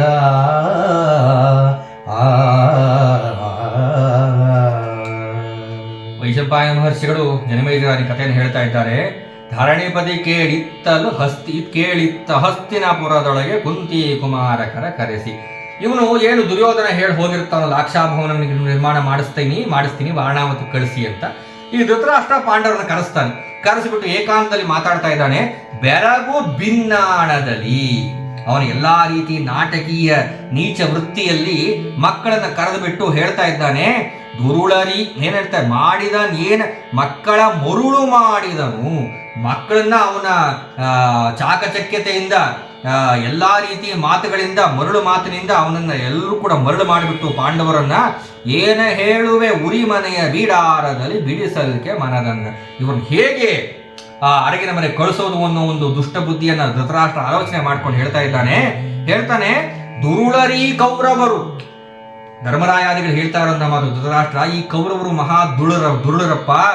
ಎರಳೆ ತೋಳನ ಸಾಧು ಸುಣ್ಣದ ನೆರವಿಗದು ಆವುಗೆಯ ಸೇರುವೆ. ಜಿಂಕೆಯ ತೋಳ ಮತ್ತು ಪರಿಮಳ ದ್ರವ್ಯ ಮತ್ತು ಸುಣ್ಣದ ಒಲೆ ಹೇಗೆ ಒಂದೊಂದು ಸೇರೋದಿಕ್ಕೆ ಸಾಧ್ಯವಿಲ್ವೋ ಆ ರೀತಿ ಕೌರವರು ಪಾಂಡವರು ಒಂದಾಗಿರೋದಕ್ಕೆ ಸಾಧ್ಯವಿಲ್ಲ. ಕಾರಣ ನನ್ನ ಮಕ್ಕಳು, ಅಂದರೆ ಧೃತರಾಷ್ಟ್ರನ ಮಕ್ಕಳು, ನನ್ನ ಮಕ್ಕಳು ಮಹಾ ನೀಚರಾಗಿದ್ದಾರೆ, ನೀವು ತುಂಬಾ ಸಂಭಾವಿತರು, ನೀವು ಇಲ್ಲಿ ಇರಬೇಡಿ ಅಂತ ಹೇಳಿ ಧರ್ಮರಾಯನಿಗೆ ಹೇಳ್ತಾನೆ. ಅದಕ್ಕೆ ಧರ್ಮರಾಯ ಮಾತನ್ನು ಕೊಡ್ತಾ ಇದ್ದಾನೆ. ಏನು ಮಾತು ಕೊಡ್ತಾನೆ? ಬೇರೆ ಮತವೇ ಮಗೇನು, ಬೇರೆ ಮತವೇ ಮಗೇನು, ಬೊಪ್ಪನ ಚಾರಿ ನಿಮ್ಮದು. ನೀವು ಬೊಪ್ಪನ 100 ಮಡಿಯ ಮಗೆ ಒಳ್ಳಿದರು, ಬೇರೆ ಇನ್ನು ಹಿತರುಂಟೆ. ಬೇರಿರಿಸಿ ಕೊಡಿಸಿರಿ, ಬೇರಿರಿಸಿ ಕೊಡಿಸಿರಿ, ನಿಮಗೆಯೂ ತೋರಿದುರೆ ಮತ. ನಿಮ್ಮ ನೇಮವ ಮೀರಬಲ್ಲೆನೆ ಎಂದು ಧರ್ಮಜ ನುಡಿದನು ಅರಸಂಗೆ ನುಡಿದನು. ಅವನು ಧೃತರಾಷ್ಟ್ರ ಹೇಳ್ತಾನೆ, ನನ್ನ ಮಕ್ಕಳು ಮಹಾ ನೀಚರು, ನೀವು ಅವ್ರ ಜೊತೆ ಇರಬೇಡಿ ಅಂದಿದ್ದಕ್ಕೆ ಧರ್ಮರಾಯ ಹೇಳುವಂತ ಮಾತು, ನಮ್ಮ ಮತ ಏನು ಇಲ್ಲ ದೊಡ್ಡಪ್ಪ, ಬೇರೆ ಮತ ಎಮಗೇನು ಬಪ್ಪನಚಾರಿ ನಿಮ್ಮದು. ನೀವು ನಮ್ಮ ತಂದೆಯ ಸಮಾನ, ನಮ್ಮ ತಂದೆಗಿಂತ 100 ಮಡಿ ಜಾಸ್ತಿ ಬೆಲೆ ಗೌರವನ ನಾವು ನಿಮ್ಗೆ ಕೊಡ್ತೀವಿ. ನೀವು ಏನು ಹೇಳ್ತೀರಾ, ನೀವು ಹಾಕಿದ ಗೆರೆ ನಾವು ದಾಟೋದಿಲ್ಲ ಅಂತ ಧರ್ಮರಾಯ ಮಾತು ಕೊಟ್ಟು, ಬೇರಿರಿಸಿ ಕೊಡಿಸಿರಿ ನಿಮಗೆಯು ತೋರಿರುವುದೇ ಮತ, ನಿಮ್ಮ ನೇಮವು ನೇಮವ ಮೀರಬಲ್ಲ. ನೀವು ನಮಗೆ ನಮ್ಮನ್ನು ಬೇರೆಯಾಗೇ ಇಟ್ಟು ನಮಗೆ ಆಶೀರ್ವಾದವನ್ನು ಮಾಡಿ ನಿಮ್ಮ ಮತವನ್ನು ನಾವು ಮೀರೋದಿಲ್ಲ ಅಂತ ಹೇಳಿ ಧೃತರಾಷ್ಟ್ರನಿಗೆ ಹೇಳ್ತಾನೆ. ಅದಕ್ಕೆ ಧೃತರಾಷ್ಟ್ರ ಹೇಳ್ತಾ ಇದ್ದಾನೆ, ಕಂದ ಮನ ಮುನಿಸಿಲ್ಲಲೇ ನಾವೆಂದ ನುಡಿಗೆ ಒಡಬಡುವಿರಾದೊಡೆ, ಮುಂದೆ ಪುರವಿದೆ ವಾರಣಾವತವು, ಅಲ್ಲಿಗೆ 60 ಸಂದನಾಡೋ ಸಮಸ್ತ ವಸ್ತುಗಳಿಂದ ಪೂರಿತ ಹಸ್ತಿನಾಪುರದಿಂದ ಮಿಗಿಲದು ರಾಜಧಾನಿ ಸ್ಥಾನ ನಿಮಗೆ ಎಂದ.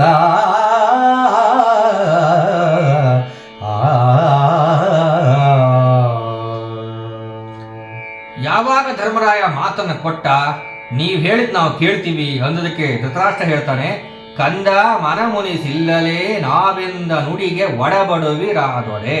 ಹಾಗಾದ್ರೆ ಮಗನೇ, ನನ್ನ ಮಾತನ್ನು ನೀನು ಕೇಳೋದೇ ಆದ್ರೆ ಇಲ್ಲಿಂದ ನೋಡು 60 ಹರದಾರಿ ದೂರಕ್ಕೆ ವಾರಣಾವತ ಅನ್ನೋ ಒಂದು ಪಟ್ಟಣವಿದೆ. ಅಲ್ಲಿ ಸಂದನಾಡು ಹೆಸರು, ಸಂದಾನ ಹೆಸರು, ವಾರಣಾವತಿ ಅನ್ನೋದು ಹೆಸರು ಆ ಪಟ್ಟಣಕ್ಕೆ. ಅಲ್ಲಿ ತುಂಬಾ ನಿಮಗೆ ಎಲ್ಲಾ ರೀತಿಯ ಅನುಕೂಲತೆಗಳನ್ನು ನಾನು ಮಾಡಿಕೊಡ್ತೇನೆ. ಸಮಸ್ತ ವಸ್ತುಗಳಿಂದ ಪೂರಿತ ಹಸ್ತಿನಾಪುರದಿಂದ ಮಿಗಿಲದು. ಹಸ್ತಿನಾಪುರಕ್ಕಿಂತಲೂ ಕೂಡ ತುಂಬಾ ಉನ್ನತವಾದಂತಹ ಸೌಕರ್ಯಗಳು ಅಲ್ಲಿ ಇದ್ದಾವೆ. ನಿಮಗದು ರಾಜಧಾನಿ ಸ್ಥಾನ ಅನ್ನಿಸ್ಕೊಳ್ಳುತ್ತೆ, ನೀವು ಅಲ್ಲಿಗೆ ಹೋಗಬೇಕು ಅಂತ ಹೇಳಿ ಧೃತರಾಷ್ಟ್ರ ಹೇಳ್ತಾನೆ. ಧರ್ಮರಾಯ ಅದಕ್ಕೆ ಒಪ್ಕೋತಾನೆ. ಒಪ್ಕೊಂಡು ಇಡೀ ಸಾಮ್ರಾಜ್ಯವನ್ನ 2 ಭಾಗ ಮಾಡ್ತಾ ಇದ್ದಾನೆ. ಧಾರುಣೀಪತಿ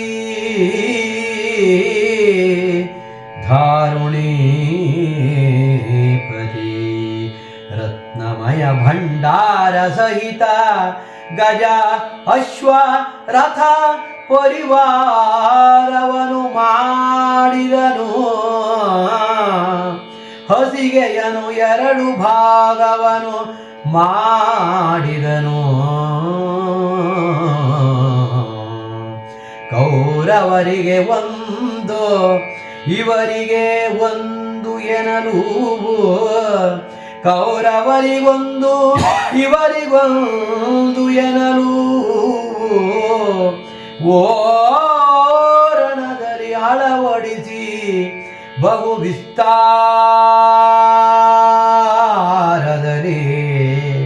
ಭೀಷ್ಮಾದ್ಯರು ಅಹುದು ಅಹುದು ಅಹುದೆನಲು ಇವರ ಮನ್ನಿಸಿದ.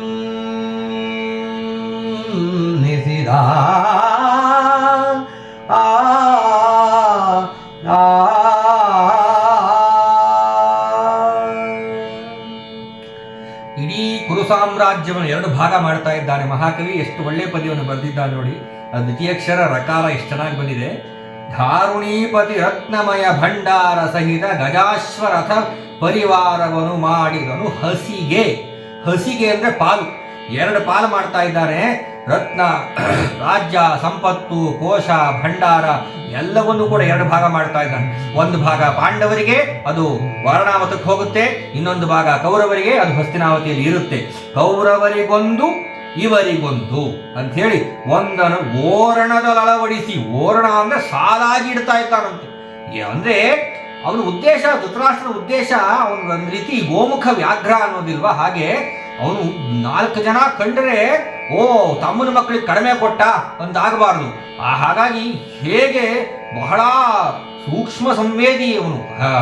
ಆ ರೀತಿ ಇಡೀ ಸಾಮ್ರಾಜ್ಯವನ್ನು ಎರಡು ಭಾಗ ಮಾಡಿ ಬಹು ವಿಸ್ತಾರದಲ್ಲಿ ಭೀಷ್ಮಾದ್ಯರ ಅಹುದಹುದೆನಲು ಇವರ ಮನ್ನಿಸಿ. ಹೌದು ಸರಿಯಾಗಿ ಮಾಡಿದ್ದಾನೆ, ಇಡೀ ಸಾಮ್ರಾಜ್ಯವನ್ನ ಎರಡು ಭಾಗ ಮಾಡಿದ್ದಾನೆ ಧೃತರಾಷ್ಟ್ರ, ಒಳ್ಳೆ ಕೆಲಸ ಮಾಡಿದ್ದಾನೆ. ಏನು ಅವರಿಗೇನು ಹೆಚ್ಚು ಕಡಿಮೆ ಮಾಡಿಲ್ಲ, ಇವರಿಗೆ ಹೆಚ್ಚು ಮಾಡಿಲ್ಲ, ಹಂಗೆ ಮಾಡಿಲ್ಲ ಅಂತ ಹೇಳಿ ಇವರು ಶುಭ ದಿನ ಶುಭ ಮುಹೂರ್ತದಲ್ಲಿ, ಒಂದು ಶುಭ ಮುಹೂರ್ತದಲ್ಲಿ ಎಲ್ಲರೂ ಕೂಡ ಈ ಕೌರವಾದಿಗಳು ಧೃತರಾಷ್ಟ್ರಾದಿಗಳ ಆಶೀರ್ವಾದವನ್ನು ಪಡೆದುಕೊಂಡು ಪಾಂಡವರಲ್ಲಿ ಹೊರಡ್ತಾ ಇದ್ದಾರೆ. ಹೊರಡಬೇಕಾದ್ರೆ ವಿದುರ ನೊಡನೈ ತರುತ, ವಿದುರ ನೊಡನೈ ತರುತ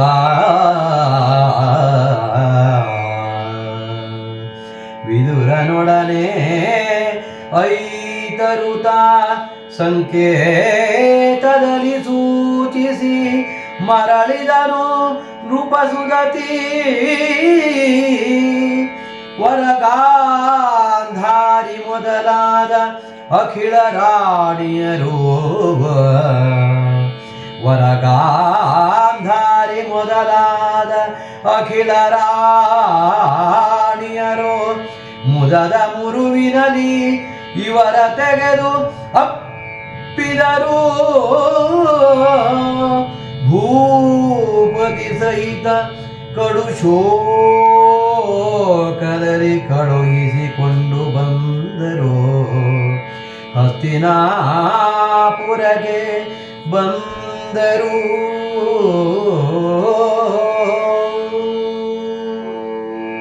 ಒಂದು ಅಪರೂಪವಾದಂತಹ ಪದ್ಯ ಇದು.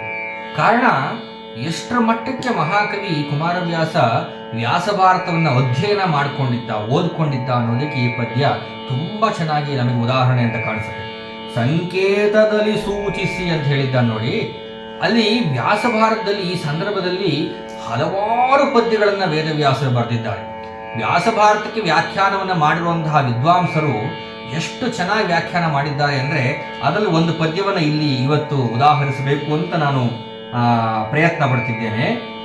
ಅಲ್ಲಿ ವ್ಯಾಖ್ಯಾನಕಾರರು ಹೇಗೆ ವಿಮರ್ಶೆ ಮಾಡಿದ್ದಾರೆ, ಈ ಸಂಕೇತದಲ್ಲಿ ಸೂಚಿಸೋದು. ಈಗ ಸಂಸ್ಕೃತದಲ್ಲಿ ಮಾತನಾಡ್ತಾ ಇದ್ರೆ ಸಂಸ್ಕೃತ ಭಾಷೆ ಚೆನ್ನಾಗಿ ಗೊತ್ತಿರೋರಿಗೆ ಅರ್ಥವಾಗೋಗುತ್ತೆ. ಆದರೆ ಅದು ಹಾಗಲ್ಲ. ಏನು ಸಂಕೇತವನ್ನು ಬಳಸಿರಬಹುದು ಅನ್ನೋದು ವಿದ್ವಾಂಸರ ಅಭಿಪ್ರಾಯ. ಮ್ಲೇಚ್ಛ ಭಾಷೆಯಲ್ಲಿ ಅವನು ವಿದುರ ಧರ್ಮರಾಯನಿಗೆ ಮಾತನ್ನ ಸಂಕೇತದಲ್ಲಿ ಸೂಚಿಸಿದ ಅಂತ ಹೇಳಿ ವ್ಯಾಖ್ಯಾನಕಾರರು ವಿಮರ್ಶೆ ಮಾಡ್ತಾರೆ. ಅದು ಹೇಳ್ತಾ ಇದ್ದಾರೆ, ಮೂಲದಲ್ಲಿ ಇದೆ, ವ್ಯಾಸರು ಮ್ಲೇಚ್ಛ ಭಾಷೆಯಲ್ಲಿ ಯಥಾರೂಪವಾದ ಶ್ಲೋಕಗಳನ್ನೇ ಇಲ್ಲಿ ಸಂಸ್ಕೃತ ಭಾಷೆಗೆ ಭಾಷಾಂತರಿಸಿ ಹೇಳಿರುವರೇ ಅನ್ನೋ ಒಂದು ಪ್ರಶ್ನೆಯನ್ನ ವ್ಯಾಖ್ಯಾನಕಾರರು ಎತ್ತುಕೊಂಡು ಮಾತನಾಡಿದ್ದಾರೆ. ಅವರು ಹೇಳ್ತಾರೆ, ಯದ್ಯಪಿ ಯುಧಿಷ್ಠಿರಂ ಪ್ರತಿ ವಿದುರೇಣ ಮ್ಲೇಚ್ಛ ಭಾಷಯೋಕ್ತಂ ತಥಾಪಿ ವ್ಯಾಸೇನ ತತ್ ಸಂಸ್ಕೃತೇನೈವೋಪನಿಬದ್ಧಂ. ಅಂದ್ರೆ ಸಂಸ್ಕೃತದಲ್ಲಿ ಇರುವಂತಹ ಭಾಷೆಯನ್ನ, ಮ್ಲೇಚ್ಛ ಭಾಷೆಯಲ್ಲಿರುವಂತಹ ಪದಗಳನ್ನ ಸಂಸ್ಕೃತೀಕರಿಸಿ ಮಾತನಾಡಿ ಇಲ್ಲಿ ವ್ಯಾಸರು ದಾಖಲೆ ಮಾಡಿದ್ದಾರೆ ಅಂತ. ಅದಕ್ಕೆ ವ್ಯಾಖ್ಯಾನಕಾರರು ತುಂಬಾ ಹಲವಾರು ಪದ್ಯಗಳನ್ನು ಬರೆದಿದ್ದಾರೆ. ಒಂದೇ ಒಂದು ಪದ್ಯದಲ್ಲಿ ಒಂದು ಸಣ್ಣ ಭಾಗವನ್ನು ಇಲ್ಲಿ ಈ ಸಂದರ್ಭದಲ್ಲಿ ಹೇಳೋ ಪ್ರಯತ್ನ ಮಾಡ್ತೀನಿ. ಒಂದು ಪದ್ಯ ಹೀಗೆ ಬರೀತಾರೆ ವ್ಯಾಸರು, ಅಲೋಹಂ ನಿಶಿತಂ ಶಸ್ತ್ರಂ ಶರೀರ ಪರಿಕರ್ತನಂ ಯೋವೇತ್ತಿ ನತು ತಂ ಧಂತಿ ಪ್ರತಿಘಾತ ವಿದಂ ದ್ವಿಷಃ ಅಂತ ಒಂದು ಪದ್ಯವನ್ನು ಬರೆದಿದ್ದಾರೆ. ಇಲ್ಲಿ ಈ ಸಂಸ್ಕೃತ ಪದ್ಯದಲ್ಲಿ ಎಷ್ಟು ಸಂಕೇತಗಳನ್ನು ಬಳಸಲಾಗಿದೆ ಅನ್ನೋದು ವ್ಯಾಖ್ಯಾನಕಾರರ ವಿಮರ್ಶೆ. ಆಮೇಲೆ ಇಲ್ಲಿ ಮ್ಲೇಚ್ಛ ಭಾಷೆಯ ರೂಪ ಈ ಸಂಸ್ಕೃತ ಪದ್ಯದಲ್ಲಿ ಇದೆ, ಅದು ಸಂಕೇತ. ವಿದುರ ಮತ್ತು ಧರ್ಮರಾಯನ ನಡುವೆ ನಡೆದಂತಹ ಗುಪ್ತವಾದ ಸಂಭಾಷಣೆಯಲ್ಲಿ ಇರುವಂತಹ ವಿಷಯ ಅಂತ ಹೇಳ್ತಾ ಇದ್ದಾನೆ. ಅಂತ ಹೇಳ್ತಾರೆ, ಕವಿ ಹೇಳ್ತಾ ಇದ್ದಾನೆ, ಅಲೋಹಂ ನಿಶಿತಂ ಶಸ್ತ್ರಂ. ಅಲೋಹ ಅಂದ್ರೆ ಲೋಹರಹಿತವಾದ್ದು ಅಂತ. ಈಗ ಕತ್ತಿ, ಗುರಾಣಿ, ಖಡ್ಗ ಇತ್ಯಾದಿಗಳು ಲೋಹದಿಂದ ಮಾಡಿರೋದು. ಲೋಹದಿಂದ ಮಾಡಿಲ್ದಲೇ ಇರುವಂಥದ್ದು ಅಂದ್ರೆ ಕ್ಷತ್ರಿಯನಿಗೆ ಮೊದಲು ನೆನಪಾಗಬೇಕಾಗಿರೋದು ಬೆಂಕಿ ಮತ್ತು ವಿಷ ಅಂತ. ಅದನ್ನ ವ್ಯಾಖ್ಯಾನಕಾರ ವಿಮರ್ಶೆ ಮಾಡ್ತಾರೆ ಇಲ್ಲಿ. ಅಂದ್ರೆ ಯಾವ ರೀತಿ ಒಬ್ಬ ರಾಜ ಮತ್ತೊಬ್ಬ ರಾಜರನ್ನ ಕೊಲ್ಲಬಹುದು ಅನ್ನೋದಕ್ಕೆ ಲೋಹರಹಿತವಾದ ವಸ್ತುಗಳು ಅಂದ್ರೆ ಒಂದು ಬೆಂಕಿ ಮತ್ತೊಂದು ವಿಷವಂತೆ. ಅಲೋಹಂ ನಿಶಿತಂ, ಅಲ್ಲಿ ಅಲ ಅಂದ್ರೆ ಬೆಂಕಿ ಅಂತ ವ್ಯಾಖ್ಯಾನಕಾರ ವಿಮರ್ಶೆ ಮಾಡಿದ್ದಾರೆ. ಅಲ್ಲಿ ಅನಲ ಅಂದ್ರೆ ಬೆಂಕಿ ಸಂಸ್ಕೃತದಲ್ಲಿ, ಅಲ್ಲಿ ನಕಾರ ಲೋಪವಾಗಿದೆ. ಅಲಂ ಅನ್ನೋದು ಮ್ಲೇಚ್ಛ ಭಾಷೆ ಅನ್ನೋದು ವ್ಯಾಖ್ಯಾನಕಾರ ವಿಮರ್ಶೆ, ಅದು ಸಂಕೇತ ಅಂತ ಹೇಳಿ. ಹಾಗೆ ಆ ಅನಲ ಅನ್ನೋ ಪದವನ್ನ ಅಲಂ ಅಂತ ಹೇಳಿ ಬಳಸಿ ಮ್ಲೇಚ್ಛ ಭಾಷೆಯಲ್ಲಿರುವಂತಹ ಭಾಷೆಯನ್ನ ಅಲೋಹಂ ಅಂತ ಹೇಳಿ ವೇದವ್ಯಾಸರು ದಾಖಲಿಸಿದ್ದಾರೆ ಅನ್ನೋದು ವಿದ್ವಾಂಸರ ಅಭಿಪ್ರಾಯ. ಅಷ್ಟೇ ಅಲ್ಲ, ಅಲೋಹಂ ನಿಶಿತಂ, ನಿಶಿ ಅಂದ್ರೆ ಕತ್ತಲೆಯಲ್ಲಿ ಲೋಹ ಸಂಬಂಧವಿಲ್ಲದ ಆಯುಧಗಳನ್ನ ಬಳಸಿ ಶಸ್ತ್ರಂ, ಶಸ್ತ್ರಂ ಅನ್ನೋದು ಮ್ಲೇಚ್ಛ ಭಾಷೆ, ಶಸ್ತ್ರಂ ಅಂದ್ರೆ ಮನೆ ಅಂತ ಮ್ಲೇಚ್ಛ ಭಾಷೆಯಲ್ಲಿ, ಶಸ್ತ್ರಂ ಅನ್ನೋದು ಸಕಾರಕ್ಕೆ ಶಕಾರ ಬಂದಿರೋದ್ರಿಂದ ಅಲ್ಲಿ ಮನೆಯನ್ನ ಅಂದ್ರೆ ಲೋಹ ಸಂಬಂಧವಿಲ್ಲದ ಆಯುಧದಿಂದ ಮನೆಯಲ್ಲಿ ನಿಮ್ಮನ್ನ ಶರೀರ ಪರಿಕರ್ತನಂ, ಶರೀರ ಪರಿ ಅಂದ್ರೆ ಗುಪ್ತವಾಗಿ ನಿಮ್ಮ ತಮ್ಮನ್ನ, ಅಂದ್ರೆ ಆ ಅರಗಿನ ಮನೆ ಪೂರ್ಣ ಏನು ಆ ಅಗ್ನಿಸೂಚಕವಾದಂತಹ ಅಗ್ನಿಗಿಂದ ಉದ್ದೀಪನವಾಗುವಂತಹ ಏನು ಸಾಮಾನುಗಳಿಂದ ಮಾಡಿದ್ದಾರೆ, ಅದು ಅದರಲ್ಲಿ ಅಗ್ನಿ ಗುಪ್ತವಾಗಿ ವಾಸವಾಗಿದೆ. ಪರಿಕರ್ತನಂ ಹಿಂಸೆ ಮಾಡುವುದು, ನಿಮ್ಮಗಳನ್ನ ಕೌರವರು ಗೊತ್ತಿಲ್ಲದಲೇ ಇರೋ ಹಾಗೆ ಕತ್ತಲಿನಲ್ಲಿ ನಿಮ್ಮ ಮನೆಗೆ ಬೆಂಕಿಯನ್ನ ಇಡುವುದರ ಮೂಲಕ ಅಲೋಹಂ ನಿಶಿತಂ ಶಸ್ತ್ರಂ ಶರೀರಮಪಿ ಪರಿಕರ್ತನಂ ಅಂತ ಹೇಳಿದರು. ಹಾಗೆ ವಿದುರ ಈ ವಿಷಯವನ್ನ ಧರ್ಮರಾಯನಿಗೆ ಹೇಳಿದ ಅನ್ನೋದು ವ್ಯಾಸರ ಅಭಿಪ್ರಾಯ. ಆದರೆ ಕುಮಾರವ್ಯಾಸ ಇವೆಲ್ಲವನ್ನು ಕೂಡ ಬಿಟ್ಟಿದ್ದಾನೆ. ಅವನು ಸರಳವಾಗಿ ಹೇಳೋದಿಷ್ಟೇನೆ, ಸಂಕೇತದಲ್ಲಿ ಸೂಚಿಸಿ ಮರಳಿದನು. ಏನೋ ಸಂಕೇತದಲ್ಲಿ ಸೂಚಿಸಿಬಿಟ್ಟು ಧರ್ಮರಾಯನಿಗೆ ಅಲ್ಲಿಂದ ಗಾಂಧಾರಿಯರೆಲ್ಲರೂ ಕೂಡ ಒಪ್ಪಿಕೊಂಡು ಆಶೀರ್ವಾದವನ್ನು ಮಾಡಿಬಿಟ್ಟು ಧರ್ಮರಾಯಾದಿಗಳಿಗೆ ಅಲ್ಲಿಂದ ಹೊರಟು ಹೋಗ್ತಾರೆ. ಮುದದ ಮುರವಿನಲ್ಲಿ ಇವರ ತೆಗೆದಪ್ಪಿದರು ಭೂಪತಿ ಸಹಿತ ಕಡುಶೋಕದಲ್ಲಿ ಕಳುಹಿಸಿಕೊಂಡು ಬಂದರು ಹೊಸ್ತಿನ. ಎಲ್ಲರೂ ಕೂಡ ತುಂಬಾ ದುಃಖದಿಂದ, ಹಿಂದಿನ ಪದ್ಯದಲ್ಲಿ ಬರುತ್ತೆ, ಅಯ್ಯೋ ನಮಗೆ ಅರಣ್ಯವೇ ಗತಿ ಅಂತ ಪುರಜನ ಎಲ್ಲ ಕೂಡ ದುಃಖಿಸ್ತಾರಂತೆ. ಅಯ್ಯೋ ಪಾಂಡವರು ಹೊಸ್ತಿನಾವತಿಯನ್ನು ಬಿಟ್ಟು ಹೋಗ್ತಾ ಇದ್ದಾರೆ, ಈ ಕೌರವಾದಿಗಳು ಮಹಾ ದುಷ್ಟರು ಅಂತ ಹೇಳಿ ಮನಸ್ಸಲ್ಲಿ ಅವರೆಲ್ಲ ತುಂಬಾ ದುಃಖದಿಂದ ಅವರಿಗೆಲ್ಲರೂ ಕೂಡ ಬೀಳ್ಕೊಟ್ಟು ಹಸ್ತಿನಾಪುರಕ್ಕೆ ಬಂದರು ಅಂತ ಹೇಳಿ ಹೇಳ್ತಾ ಇದ್ದಾನೆ. ಮುಂದಿನ ಮಾತನ್ನ ವೈಶಂಪಾಯನರು ಹೇಳ್ತಾ ಇದ್ದಾರೆ. ಅರಸ ಕೇಳೈ ಹಸ್ತಿನಾಪುರವರವ ಹೊರವಡುವ ಮುಹೂರ್ತಕ್ಕೆ ವರುಷ 29 ಆದುದು ಧರ್ಮನಂದನಗೆ. ವರುಷ 13ರಲ್ಲಿ ಹಸ್ತಿನಪುರದೊಳಿದ್ದರು. ಹಿಂದೆ 16 ವರುಷ ವನದೊಳಗೆ ಇಂತು ಲೆಕ್ಕವ ನೋಡಿಕೋ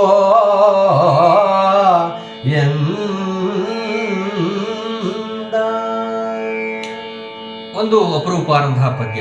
ಕುಮಾರವ್ಯಾಸ ಇನ್ಯಾಕೆ ದಾಖಲಿಸಿದ್ದಾನೆ ಅಂದ್ರೆ ಒಂದು ವಯಸ್ಸಿನ ವಿಷಯ ತಿಳಿಲಿ ಓದುಗರಿಗೆ ಅಂತ. ಮೂಲದಲ್ಲಿ ಇದು ಬರೋದಿಲ್ಲ, ಅದೇ ವಿಶೇಷ.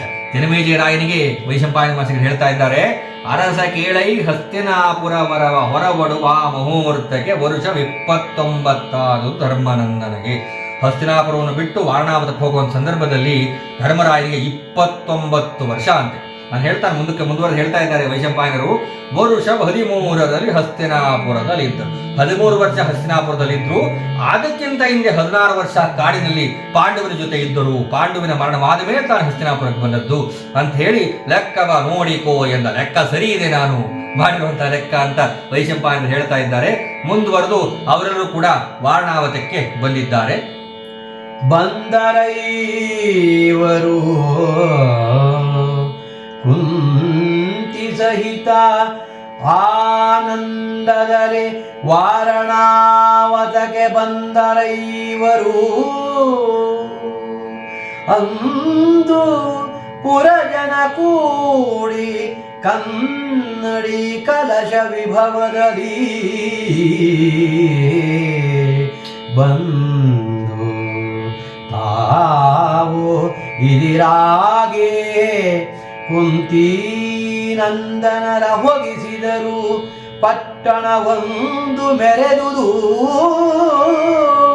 ಕೂಡೆ ಗುಡಿ ತೋರಣದ ರಚನೆಯಲ್ಲಿ ಪಟ್ಟಣವು ಅಂದು ಮೆರೆದುದು.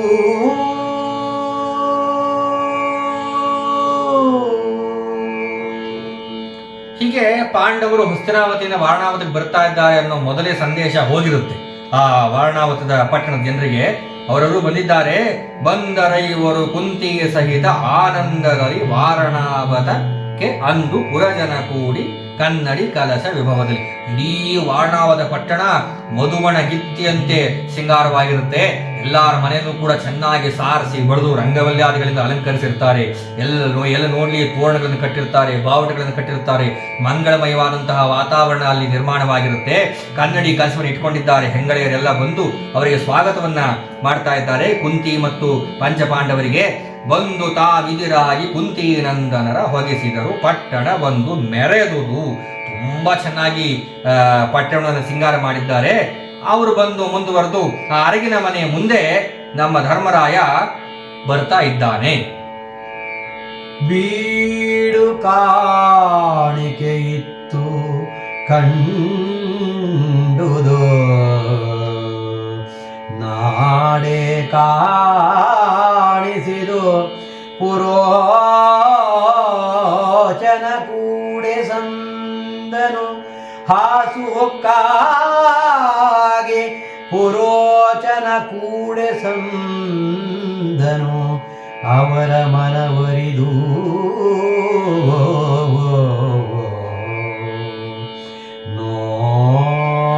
ನೋಡಿದನು ಯಮನಂದನನು, ಮನ ಮಾಡಿದಂದವನು ನೋಡಿದನು. ಅರಗಿನ ಅರಮನೆಗೆ ಊಡುರಿವ ಬೇಳುವೆಯ ನೆನೆದರೆ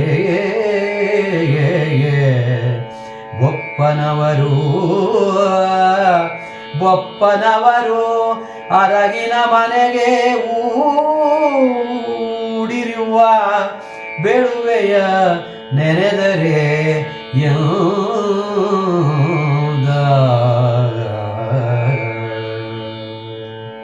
ಈ ಪಾಂಡವರನ್ನೆಲ್ಲ ಪುರೋಚನ ಸ್ವಾಗತಿಸ್ತಾ ಇದ್ದಾನೆ. ಪುರೋಚನನಿಗೆ ಅವನು ತಾನು ತುಂಬಾ ವಿಶ್ವಾಸ ಪಾತ್ರದವನು ಅಂತ ತನ್ನನ್ನು ನಾನು ಸಿದ್ಧಿಸ್ಕೊಳ್ಬೇಕು ಅಂತ ದುರ್ಯೋಧನ ಮೊದಲೇ ಹೇಳಿರ್ತಾನೆ. ಅಂದ್ರೆ ನೀನು ತುಂಬಾ ಒಳ್ಳೆಯ ವಿಶ್ವಾಸವನ್ನ ಅವರ ಜೊತೆ ಮಾಡಿಕೊಂಡು ಅನಂತರ ಅವರಿಗೆ ವಿಶ್ವಾಸಘಾತಕ ವೃತ್ತಿಯನ್ನ ಬಗೆಯಬೇಕು ಅನ್ನೋದು ವಿಷಯ ಆಗಿರುತ್ತೆ. ಬೀಡು ಕಾಣಿಕೆ ಇತ್ತು ಕಂಡುದು ನಾಡ ಕಾಣಿಸಿದನು. ಎಲ್ಲ ಬಂದಿದ್ದಾರೆ. ಇಡೀ ಪುರಜನರೆಲ್ಲರೂ ಕೂಡ ಬಂದು ತುಂಬಾ ಪ್ರೀತಿ ವಾತ್ಸಲ್ಯದಿಂದ ಧರ್ಮರಾಯನನ್ನು ಕಂಡು ಅವನಿಗೆ ಬೇಕಾದಷ್ಟು ಕಾಣಿಕೆಗಳನ್ನು ಕೊಟ್ಟು ಬಿಟ್ಟು ಅವನು ಉಭಯ ಕುಶಲೋಪರಿಯನ್ನು ಕಂಡು ಮಾತಾಡಿಸ್ಕೊಂಡು ಹೋಗಿದ್ದಾರೆ. ಕಂಡು ಕೂಡೆ ಸಂದನು ಹಾಸು ಹೊಕ್ಕಾಗವರ ಮನವರಿದು. ಕೂಡೆ ಸಂದನು ಅಂದ್ರೆ ಕೂಡಿಕೊಂಡನು ಅಂತ. ಅಂದ್ರೆ ಅವ್ರೆಲ್ರಿಗೂ ಕೂಡ ಪರಿಚಯ ಮಾಡಿಸೋದು, ತಾನು ಪುರೋಚನ ಎಲ್ಲರನ್ನೂ ಕೂಡ ವಿಶ್ವಾಸ ಪಾತ್ರಕ್ಕೆ ಇಡೀ ಪುರಜನರಿಗೆ ಎಲ್ಲ ಮಾತ್ರ ಅಲ್ಲ, ಇಡೀ ಪುರಜನರಿಗೆ ಮತ್ತು ಪಾಂಡವರಿಗೆ ತಾನು ತುಂಬಾ ವಿಶ್ವಾಸ ಯೋಗ್ಯ ಅಂತ ಸಿದ್ಧಿಸ್ಕೊಳ್ಬೇಕು ಅಂತ ಹೇಳಿ ಅವನು ಅವರ ಬಳಿ ಸ್ನೇಹವನ್ನ ಸಂಪಾದಿಸ್ಕೊಳ್ತಾ ಇದ್ದಾನೆ. ನೋಡಿದನು ಯಮನಂದನನು ಮನೆ ಮಾಡಿದನು. ವೇದವ್ಯಾಸರು ಕೂಡ ಸ್ವಲ್ಪ ಅದನ್ನ ಎಳೆದು ಬರೆದಿದ್ದಾರೆ ಅಂತ ಅನ್ಬೇಕು. ಕುಮಾರವ್ಯಾಸ ಆನ್ ದಿ ಸ್ಪಾಟ್ ಅಂತ ಹೇಳೋದಿಲ್ಲ, ಅಲ್ಲೇ ಅವನು ವಿಚಾರ ತಂದಿಟ್ಬಿಟ್ಟಿದ್ದಾನೆ. ಅಲ್ಲಿ ಮೂಲದಲ್ಲಿ ಧರ್ಮರಾಯ ಇಡೀ ಮನೆಯನ್ನು ಸುತ್ತು ಬರ್ತಾನಂತೆ. ಒಂದ್ಸರಿ ಸುತ್ತು ಬಂದ ನಂತರ ಅವನಿಗೆ ಸುಮಾರು ಯೋಚನೆಗಳನ್ನು ಮಾಡಿದ ನಂತರ ಅವನಿಗೆ ಇದು ಅರಗಿನ ಮನೆ ಲಾಕ್ಷಾಭವನ ಅನ್ನೋ ವಿಷಯ ಗೊತ್ತಾಗುತ್ತೆ. ಆದ್ರೆ ಇಲ್ಲಿ ಕವಿ ಕುಮಾರವ್ಯಾಸ ಹೇಳ್ತಾ ಇದ್ದಾನೆ, ನೋಡಿದನು ಯಮನಂದನನು ಮನೆ ಮಾಡಿದಂದವನು ಅರಗಿನ ಅರಮನೆ ಗೂಡುರಿವ ಬೇಳುವೆಯ ಅಂತ. ಅಂದ್ರೆ ಅರಗಿನ ಮನೆ ಮಾಡಿದ್ದಾನೆ. ಹೇಗೆ ಗೂಡು, ಅರಗಿನ ಮನೆ ಎಂಬ ಗೂಡು, ಬೇಳುವೆ ಅಂದ್ರೆ ಯಜ್ಞ. ಹೇಗೆ ಬೆಂಕಿ ಹಾಕಿ ಸುಟ್ಟು ಹಾಕ್ತಾರೋ, ಬೆಂಕಿಗೆ ಯಾವುದೇ ವಸ್ತುವನ್ನು ಹಾಕಿ ಸುಟ್ಟು ಹಾಕ್ತಾರೋ ಹಾಗೆ ನಮ್ಮ ದೊಡ್ಡಪ್ಪ ಬೊಪ್ಪ ಅವನು ನಮ್ಮನ್ನು ನೆನೆಸ್ಕೊಂಡಿದ್ದಾನೆ. ಈ ಅರಗಿನ ಮನೆ ನಮ್ಮನ್ನು ಸುಟ್ಟು ಬೂದಿ ಮಾಡಬೇಕು ಅನ್ನೋದು ಅವನ ಯೋಚನೆ ಆಗಿದೆ ಅಂತ ಧರ್ಮರಾಯನಿಗೆ ಆ ಕ್ಷಣದಲ್ಲೇ ಗೊತ್ತಾಗ್ಬಿಡುತ್ತೆ. ಅವನು ಮುಂದುವರೆದು ಹೇಳ್ತಾನೆ, ಸಮಿಧೆಗಳು ನಾವು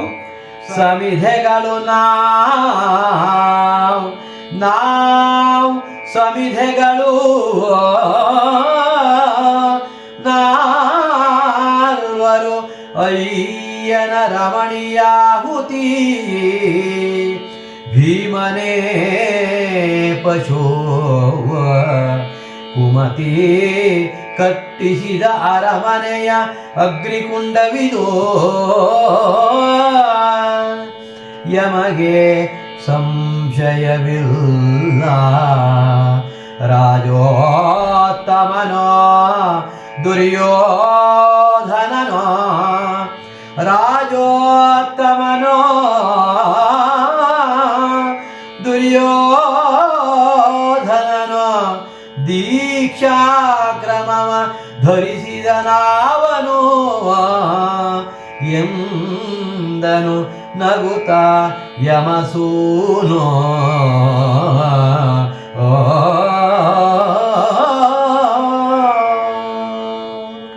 ಅರಗಿನ ಅರಮನೆ ಗೂಡುರಿವ ಬೇಳುವೆಯ ನೆನೆದರೆ, ಅರಗಿನ ಮನೆಯಲ್ಲಿ ನಮ್ಮನ್ನ ಹಾಕಿ ಸುಟ್ಟು ಹಾಕಿಬಿಡಬೇಕು, ಬೇಳುವೆ ಅಂದ್ರೆ ಬೆಂಕಿ ಹಾಕಿ ಸುಟ್ಟು ಹಾಕಿಬಿಡಬೇಕು ಅಂತ ಏನು ಯೋಚನೆ ಮಾಡಿದ್ನೋ ಧರ್ಮರಾಯ ಮುಂದುವರೆದು ಹೇಳ್ತಾ ಇದ್ದಾನೆ. ಸಮಿಧೆಗಳು ನಾವು ಹೋಮಕುಂಡಕ್ಕೆ ಹೇಗೆ ಸಮಿತ್ತನ್ನು ಹಾಕ್ತಾರೋ ಆ ರೀತಿ ಅರಮನೆ ಎನ್ನುವ ಅರಗಿನ ಅರಮನೆ ಎನ್ನುವ ಅಗ್ನಿಕುಂಡಕ್ಕೆ ನಾವು ಸಮಿತ್ತು, ನಾಲ್ವರು ಸಮಿತ್ತು. ಅಯ್ಯನ ರಮಣಿಯಾಹುತಿ, ನಮ್ಮ ತಾಯಿ ನಮ್ಮ ತಂದೆ ಪಾಂಡುವಿನ ಮಡದೆಯಾದಂತಹ ಕುಂತಿಯೇ ಆಹುತಿ ಈ ಅರಮನೆಗೆ. ಭೀಮನೇ ಪಶು, ಭೀಮ ಪಶುವಂತೆ ಹೇಗೆ ಅಶ್ವಮೇಧಾದಿ ಶ್ರೌತಯಾಗಗಳಲ್ಲಿ ಬರುತ್ತೋ ಆ ಪ್ರಯೋಗಗಳು, ಹಾಗೆ ಭೀಮನೇ ಪಶುವಂತೆ ಕುಮತಿ ಕಟ್ಟಿಸಿದನು ಅರಮನೆ ಅಗ್ನಿಕುಂಡವಿದು. ಕುಮತಿ ಅನ್ನೋ ಪದ ಬಳಸಿದ್ದಾನೆ ನೋಡಿ ಕವಿ. ಕುಮತಿ ಯಾರು ಅಂತ ಮುಂದಿನ ಸಾಲ ಬರೀತಾನೆ ಕವಿ. ಆ ದುಷ್ಟ ಬುದ್ಧಿಯವನು ಅರಮನೆಯನ್ನು ಕಟ್ಟಿಸಿದ್ದಾನೆ. ಹೇಗಿದೆ? ಯಮಗೆ ಸಂಶಯವಿಲ್ಲ, ನಮಗೆ ಸಂಶಯ ಖಂಡಿತ ಇಲ್ಲ. ರಾಜೋತ್ತಮನೋ ದುರ್ಯೋಧನನು, ಈ ಆಹುತಿಯನ್ನ ಬಗೆದಿರೋರು ದುರ್ಯೋಧನ ಅಥವಾ ಧೃತರಾಷ್ಟ್ರನಾಗಿರಬೇಕು. ಅವರೇ ದೀಕ್ಷೆಯನ್ನ ಕಟ್ಟಿಬಿಟ್ಟು ದೀಕ್ಷಾಕ್ರಮದ ಧರಿಸಿದನು ಆವನೆಂದನು ನಗುತ್ತ ಯಮಸೂನು. ಯಾರು ಆ ರೀತಿ ದೀಕ್ಷೆಯನ್ನು ಹೊಂದಿದ್ದಾರೋ ನಮ್ಮನ್ನ ಸುಟ್ಟು ಬೂದಿ ಮಾಡಬೇಕು ಅಂತ ಹೇಳಿ ನಗುತ್ತ ಯಮಸೂನು. ಧರ್ಮರಾಯನಿಗೆ ಅಷ್ಟು ವಿದುರ ಹೇಳಿದ್ದು ಬಹುಶಃ ಮನಸ್ಸಿನಲ್ಲಿ ಅನುರಣಿಸಿರಬೇಕು. ಅಲೋಹಂ ನಿಶಿತಂ ಶಸ್ತ್ರಂ ಶರೀರ ಪರಿಕರ್ತನಂ ಅಂತ ನಾನೇನು ಹೇಳಿದೆ ಹಾಗೆ ಅವನ ಮನಸ್ಸಿಗೆ ಬಂದುಬಿಟ್ಟಿದೆ. ಓ, ಇದು ನಿಜವಾಗಿಯೂ ನಮ್ಮ ದೊಡ್ಡಪ್ಪ ಅಥವಾ ಇಲ್ಲ ಅಂದ್ರೆ ನಮ್ಮ ದುರ್ಯೋಧನ ಮಾಡಿರೋದು ಅಂತ ನಗುತ್ತಾ ಅವನು ಹೇಳ್ತಾ ಇದ್ದಾನೆ. ಜನಪ ಕೇಳೈ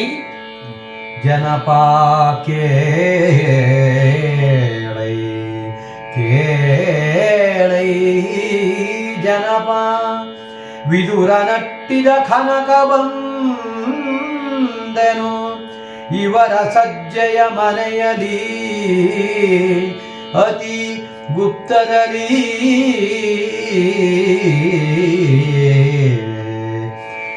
ಗುಪ್ತದಲ್ಲಿ ನೆಲದೊಳು ಸವೆಸಿದನು ಪಥವಾ. ಅನುದಿನದೊಳು ಆ ಬಾಹಿರನು ಕಿಚ್ಚಿನಲ್ಲಿ ಚುಚ್ಚುವ ಸಂದುಗಟ್ಟನು ನೆನೆಯುತ್ತಿದ್ದನು. ಖಳಪುರೋಚನನ ಒಡೆಯನ ಆಜ್ಞೆಯಲಿ ಕಿಚ್ಚಿನಲ್ಲಿ ಚುಚ್ಚುವ ಸಂದುಗಟ್ಟನು ನೆನೆಯುತ್ತಿದ್ದನು.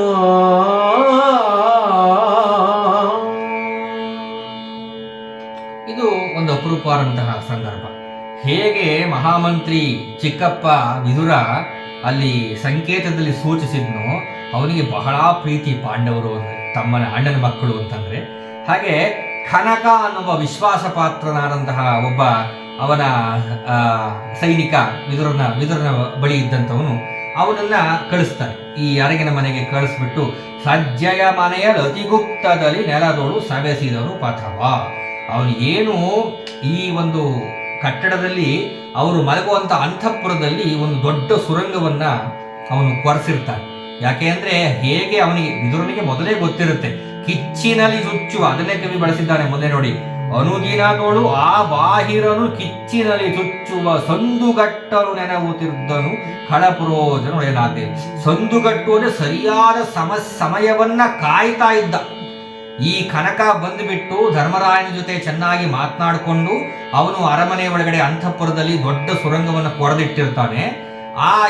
ಈ ಪುರೋಚನ ಮಾತ್ರ ಯೋಚನೆ ಮಾಡ್ತಾ ಇದ್ದಾನೆ, ಸರಿಯಾದ ಸಮಯ ಬರಲಿ ದುರ್ಯೋಧನನ ಅಪ್ಪಣೆ ಸಿಗಲಿ ಅಂತ. ಮೂಲದಲ್ಲಿ ವ್ಯಾಸಭಾರತದಲ್ಲಿ 1 ವರ್ಷಗಳ ಕಾಲ ಇವರು ವಾರಣಾವತದಲ್ಲಿ ಇದ್ರು ಅಂತ ಬಂದಿದೆ. ಆದರೆ ಕುಮಾರವ್ಯಾಸ ಎಲ್ಲೂ ಬಳಸಿಲ್ಲ ಆ ವಿಷಯವನ್ನ ಇಲ್ಲಿ. ಹಾಗಾಗಿ 29 ವರ್ಷ ಅಂದ್ರೆ 1 ವರ್ಷ 30 ವರ್ಷ ಅವರು ಮುಂದೆ ಹಿಡಿಂಬವನಕ್ಕೆ ಹೋಗ್ತಾರೆ, ಅಲ್ಲಿಂದ ಬಕಾಸುರ ವಧೆ, ಅನಂತರ ದ್ರೌಪದಿ ಸ್ವಯಂವರ ಇತ್ಯಾದಿ ಎಲ್ಲ ಬರುತ್ತೆ. ಹೀಗೆ 1 ವರ್ಷಗಳ ಕಾಲ ಅಲ್ಲಿದ್ದು ಅಂತ ವ್ಯಾಸರು ಒಂದ್ ಕಡೆ ದಾಖಲಿಸ್ತಾರೆ. ಹಾಗಾಗಿ 1 ವರ್ಷಗಳು ಅವನು ಅಷ್ಟು ವಿಶ್ವಾಸವನ್ನು ಗಳಿಸಬೇಕು ಪಾಂಡವರ ಬಳಿ ಅನ್ನೋದು ಪುರೋಚನನ ಯೋಚನೆ. ಹಾಗೆ ಅವ್ರು ಕಳೆದಿದ್ದು ಆ ದಿನಗಳನ್ನ ಅಂತ. ಆ ಸಂದರ್ಭದಲ್ಲಿ ಈ ಕನಕ ಬಂದುಬಿಟ್ಟು ಸುರಂಗ ಮಾರ್ಗವನ್ನು ಕೊರೆದಿದ್ದಾನೆ. ಕಳಪುರೋಚನ ಒಡೆಯನಾಜ್ಞೆಯಲ್ಲಿ ನೆನಪು ತೀರುತ್ತನು, ಯೋಚನೆ ಮಾಡ್ತಾ ಇದ್ದಾನೆ. ಹೀಗೆ ಒಂದು ದಿನ ಏನಾಗುತ್ತೆ, ಒಂದು ದಿನ ಹಬ್ಬದಲ್ಲಿ ಭೂಸುರ ವೃಂದ ಉಂಡುದು ಪಂಚಪತ್ಪುತ್ರಿಕೆ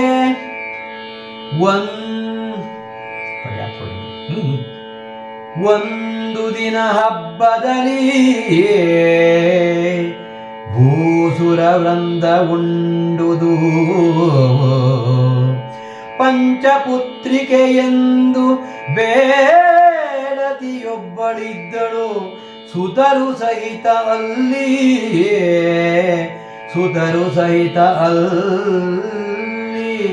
ಬೇಡತಿಯೊಬ್ಬಳಿದ್ದಳು ಅಂದಿನ ಇರುಳು ಪುರೋಚನನು ತಾನು ಒಂದ ನೆನೆದರೆ ದೈವಗತಿ ಬೇರೊಂದ ನೆನೆದುದು ಕೇಳು ಜನಮೇಜಯ ಮಹೀಪಾಲ. ಹೀಗೆ ಒಂದು ದಿನ ಇಡೀ ಪರಿವಾರವೊಂದಕ್ಕೆಲ್ಲ ಒಂದು ಭೋಜನ ಕೂಟವನ್ನ ಏರ್ಪಾಟು ಮಾಡಿರುತ್ತಾನೆ ಧರ್ಮರಾಯ. ಭೂಸುರ ವೃಂದ ಎಲ್ಲರೂ ಕೂಡ ಬಂದು ತುಂಬಾ ಒಳ್ಳೆ ಉತ್ತಮವಾದಂತಹ ಆರೋಗಣೆಯನ್ನು ಸ್ವೀಕರಿಸಿರ್ತಾರೆ. ಅಲ್ಲಿ ಪಂಚಪುತ್ರಿಕೆ ಅನ್ನೋ ಒಬ್ಬಳು ಬೇಡತಿಯೂ ಕೂಡ ಬಂದಿರ್ತಾಳೆ ಆ ಭೋಜನ ಕೂಟಕ್ಕೆ. ಅವಳ ಹೆಸರೇ ಪಂಚಪುತ್ರಿಕೆ, ಹಾಗೆ ಇರೋದು ಹೆಸರು. ಅವಳ ಜೊತೆ ಅವಳ 5 ಜನ ಮಕ್ಕಳು, ಬೇಡರು 5 ಜನ ಮಕ್ಕಳು, ಮತ್ತು ಅವಳು ಒಬ್ಳು 6 ಜನ. ಅವರು ಬಂದು ಅಲ್ಲಿ ಚೆನ್ನಾಗಿ ಊಟ ಉಪಚಾರವನ್ನು ಸ್ವೀಕರಿಸಿರ್ತಾರೆ.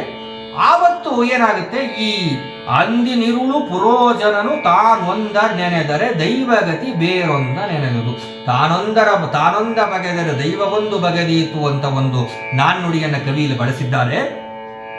ತಾನೊಂದ ನೆನೆದರೆ ದೈವಗತಿ ಬೇರೊಂದ ನೆನೆದುದು. ಆ ಪುರೋಚನಿಗೆ ಬಹುಶಃ ಅಲ್ಲಿಂದ ಆಜ್ಞೆ ಬಂದಿರಬೇಕು, ನೀನು ಇವತ್ತು ಅರಗಿನ ಮನೆಗೆ ಬೆಂಕಿ ಇಟ್ಟು ಬಿಡು ಅಂತ ಹೇಳಿ. ಹಾಗಾಗಿ ಅವನು ಮನಸ್ಸಲ್ಲಿ ಅಂದ್ಕೊಂಡಿದ್ದ, ಇವತ್ತು ರಾತ್ರಿ ನಾನು ಬೆಂಕಿ ಇಟ್ಟು ಬಿಡ್ತೀನಿ ಅಂತ ಮನಸ್ಸಲ್ಲಿ ಅಂದ್ಕೊಂಡಿದ್ದ ಅಂತ ಕಾಣಿಸುತ್ತೆ ಅಂತ ಹೇಳಿ ವೈಶಂಪಾಯನ ಮಹರ್ಷಿಗಳು ಜನಮೇಜಯನಿಗೆ ಹೇಳ್ತಾ ಇದ್ದಾರೆ. ಮುಂದುವರೆದು ಭೀಮಸೇನ ಮಾಡ್ತಾ ಇದ್ದಾನೆ. ಅವನು ನಿದ್ರೆಯೊಳರಿಯದಿರಲು ಆ ಭವನ ಮುಖದಲ್ಲಿ ಕಿಚ್ಚನೊಟ್ಟಿಸಿ ಪವನ ಸುತ ಸಹಿತ ಇವರು ಹಾಯ್ದರು, ಬಿಲದ ಮಾರ್ಗದಲ್ಲಿ ಹಾಯ್ದರು. ಅವರು ಬೆಂದರು ಮುನ್ನ ಬಳಿಕ ಭವನ ಪಂಕ್ತಿಗಳು ಉರಿದು ಕರಗಿದವು. ಅವನಿಯಲಿ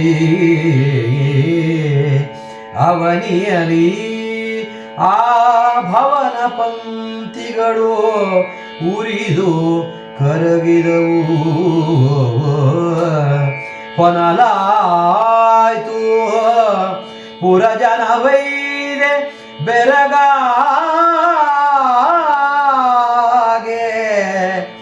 ಆ ಭವನ ಪಂಕ್ತಿಗಳು ಉರಿದು ಕರಗಿದವು.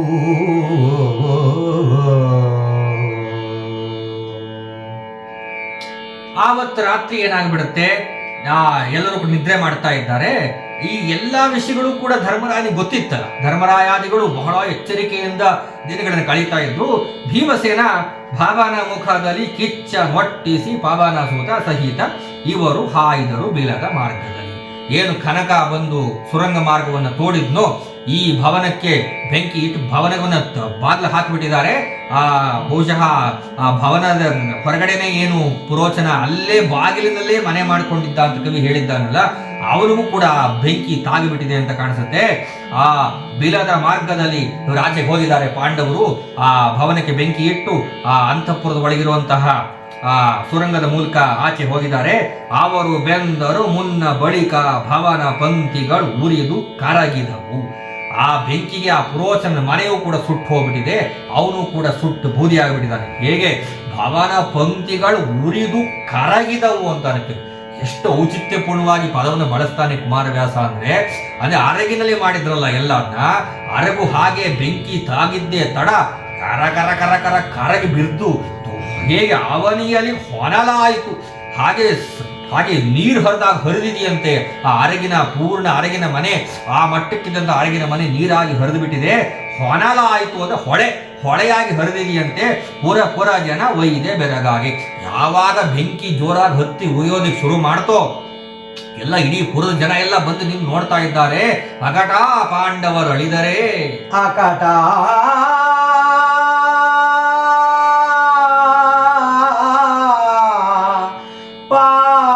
ಪಾಂಡವರು ಅಳಿದರೆ,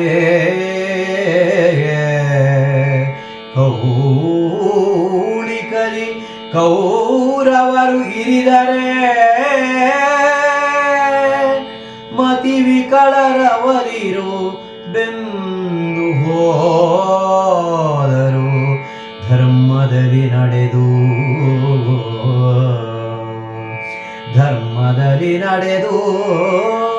ಮತಿ ವಿಕಳರವರಿರು ಬೆಂದು ಹೋದರು.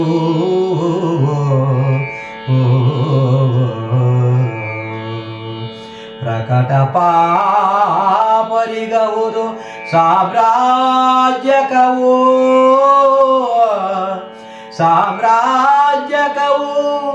ಪ್ರಕಟ ಪಾಪರಿಗಹುದು, ಧರ್ಮಾತ್ಮರಿಗೆ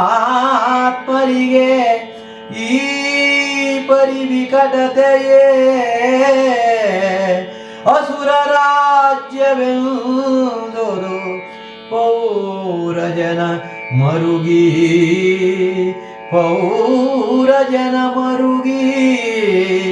ಅಸುರ ರಾಜ್ಯವು ಎಂದುದು.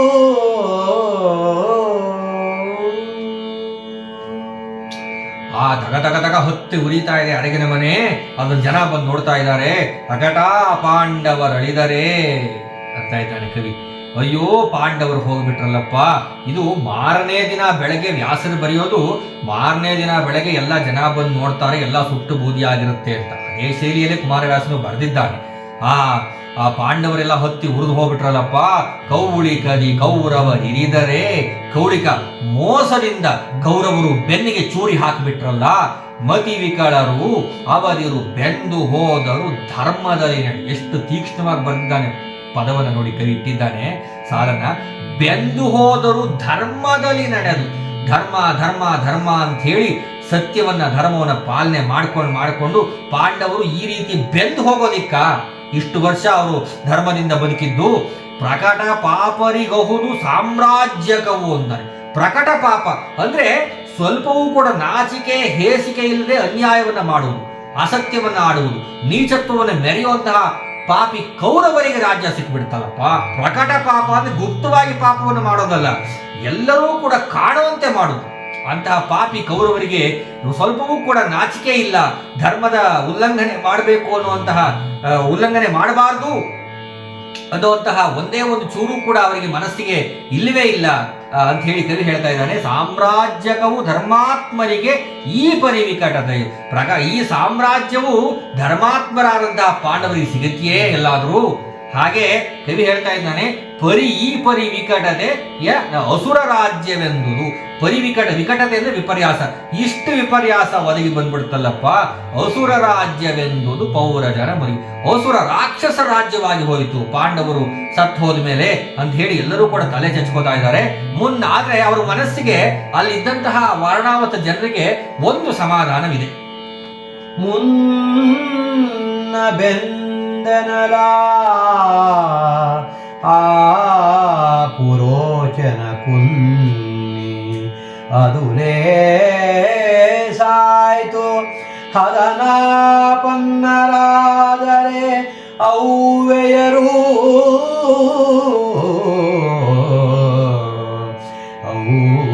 ಔವೆಯರು ಹದನ ಪನ್ನರಾದರೆ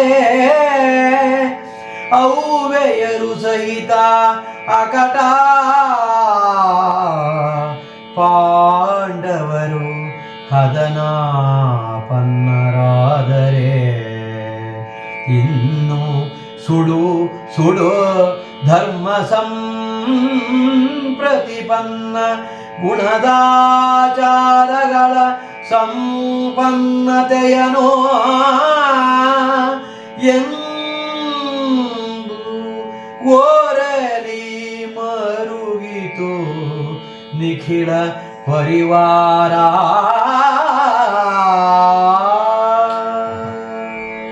ಆ ಪುರಜನಕ್ಕೆ ಬಂದ ಸಮಾಧಾನವಿದೆ. ಮುನ್ನ ಬೆಂದನಲ ಪುರೋಚನ ಕುನ್ನಿಯರು ಲೇಸಾಯಿತು. ಈ ಭವನದ ಜೊತೆ ಆ ಪುರೋಚನ ಸುಟ್ಟು ಬೂದಿ ಆಗ್ಬಿಟ್ನಲ್ಲ, ಎಷ್ಟೋ ಸಮಾಧಾನವಾಯಿತು ನಮಗೆ. ಹದನಾಪನ್ನರಾದರೆ ಅಯ್ಯೋ, ಆದ್ರೆ ಆ ತಾಯಿ ಕುಂತಿಯೂ ಸಹಿತ ಸುಟ್ಟು ಹೋದ್ಲಲ್ಲ. ಅಕಟ ಪಾಂಡವರು ಎಂತಹ ಅನ್ಯಾಯವಾದ ಸಾವು ಒದಗಿ ಬಂತು ಅವರಿಗೆ ಅಂತ ಹೇಳಿ ಆ ಪುರಜನರು ದುಃಖಿಸ್ತಾ ಇದ್ದಾರೆ. ಇನ್ನು ಸುಡು ಸುಡು ಧರ್ಮ ಸಂಪ್ರತಿಪನ್ನ ಗುಣಾಚಾರಗಳು, ಯಾಕೆ ಬದುಕಬೇಕು ಧರ್ಮ ಮಾರ್ಗದಲ್ಲಿ? ಈ ರೀತಿ ಅನ್ಯಾಯವಾಗಿ ದುರ್ಮರಣ ಹೊಂದೋದಿಕ್ಕ ಸುಡು ಸುಡು ಧರ್ಮ ಸಂಪ್ರತಿ, ಧರ್ಮದಲ್ಲಿ ಇರುವಂತಹ ಏನು ಆಚಾರ ವಿಚಾರಗಳು ಏನಿದೆ, ಧಾರ್ಮಿಕ ಪ್ರಜ್ಞೆ ಏನಿದೆ, ಅವೆಲ್ಲ ಸುಟ್ಟು ಬೂದಿ ಮಾಡಾಕೋಣ, ಬೇಕಾಗಿಲ್ಲ. ಅಸತ್ಯದಲ್ಲಿ ಇರೋದು ಬದುಕಿ ಎಷ್ಟು ಚೆನ್ನಾಗಿ ಹಸ್ತಿನಾವತಿ ಬದುಕಿದ್ದಾರೆ ನೋಡಿ ಅಂತ ಹೇಳಿ ಅವರು ಒಬ್ರಿಗೊಬ್ರು ಮಾತಾಡ್ಕೋತಾ ಇದ್ದಾರೆ. ಸಂಪನ್ನ ಗುಣ ಸಂಪನ್ನ ಧರ್ಮ ಸಂಪ್ರತಿಪನ್ನ ಗುಣದಾಚಾರಗಳು ಸಂಪನ್ನತೆಯ ನೊಂದರಲ್ಲಿ ಮರುಗಿತು ನಿಖಿಳ ಪರಿವಾರ.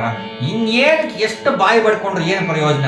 ಧಾರ್ಮಿಕ ವೃತ್ತಿಯನ್ನ ಬಗಿಬೇಕು ಅಂತಂದ್ರೆ ಈ ರೀತಿ ದುರ್ಮರಣ ಹೊಂದೋದಿಕ್ಕ ಅಂತ ಹೇಳಿ ಬಹಳ ದುಃಖದಿಂದ ಆ ಪುರಜನರು ಅಲ್ಲಿ ಮಾತನಾಡ್ಕೋತಾ ಇದ್ದಾರೆ. ಬಗೆದುದು ಈ ಬೇಳೆಂಬ ಹಸ್ತಿನ ನಗರಿಯಲ್ಲಿ ತತ್ ಪೌರಜನ ಮನ ಉಗಿದು.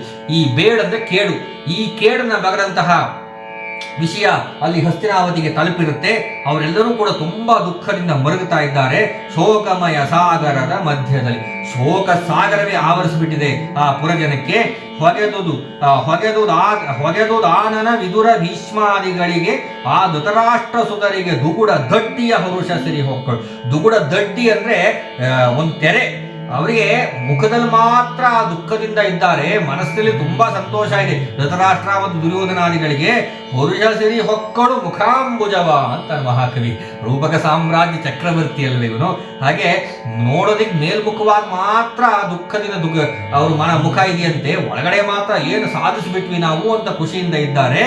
ಬಂದು ಆ ಪೌರಜನ ಬಂದುದು ಆ ಸುರನರಿಗೆ ಕೌರವ ವೃಂದ ಬಂದುದು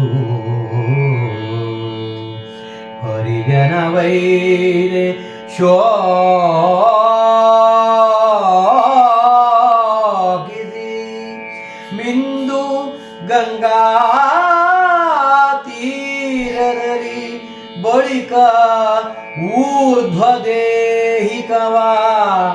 ಸಂದ ವಿಧಿಯಲಿ ಮಾಡಿ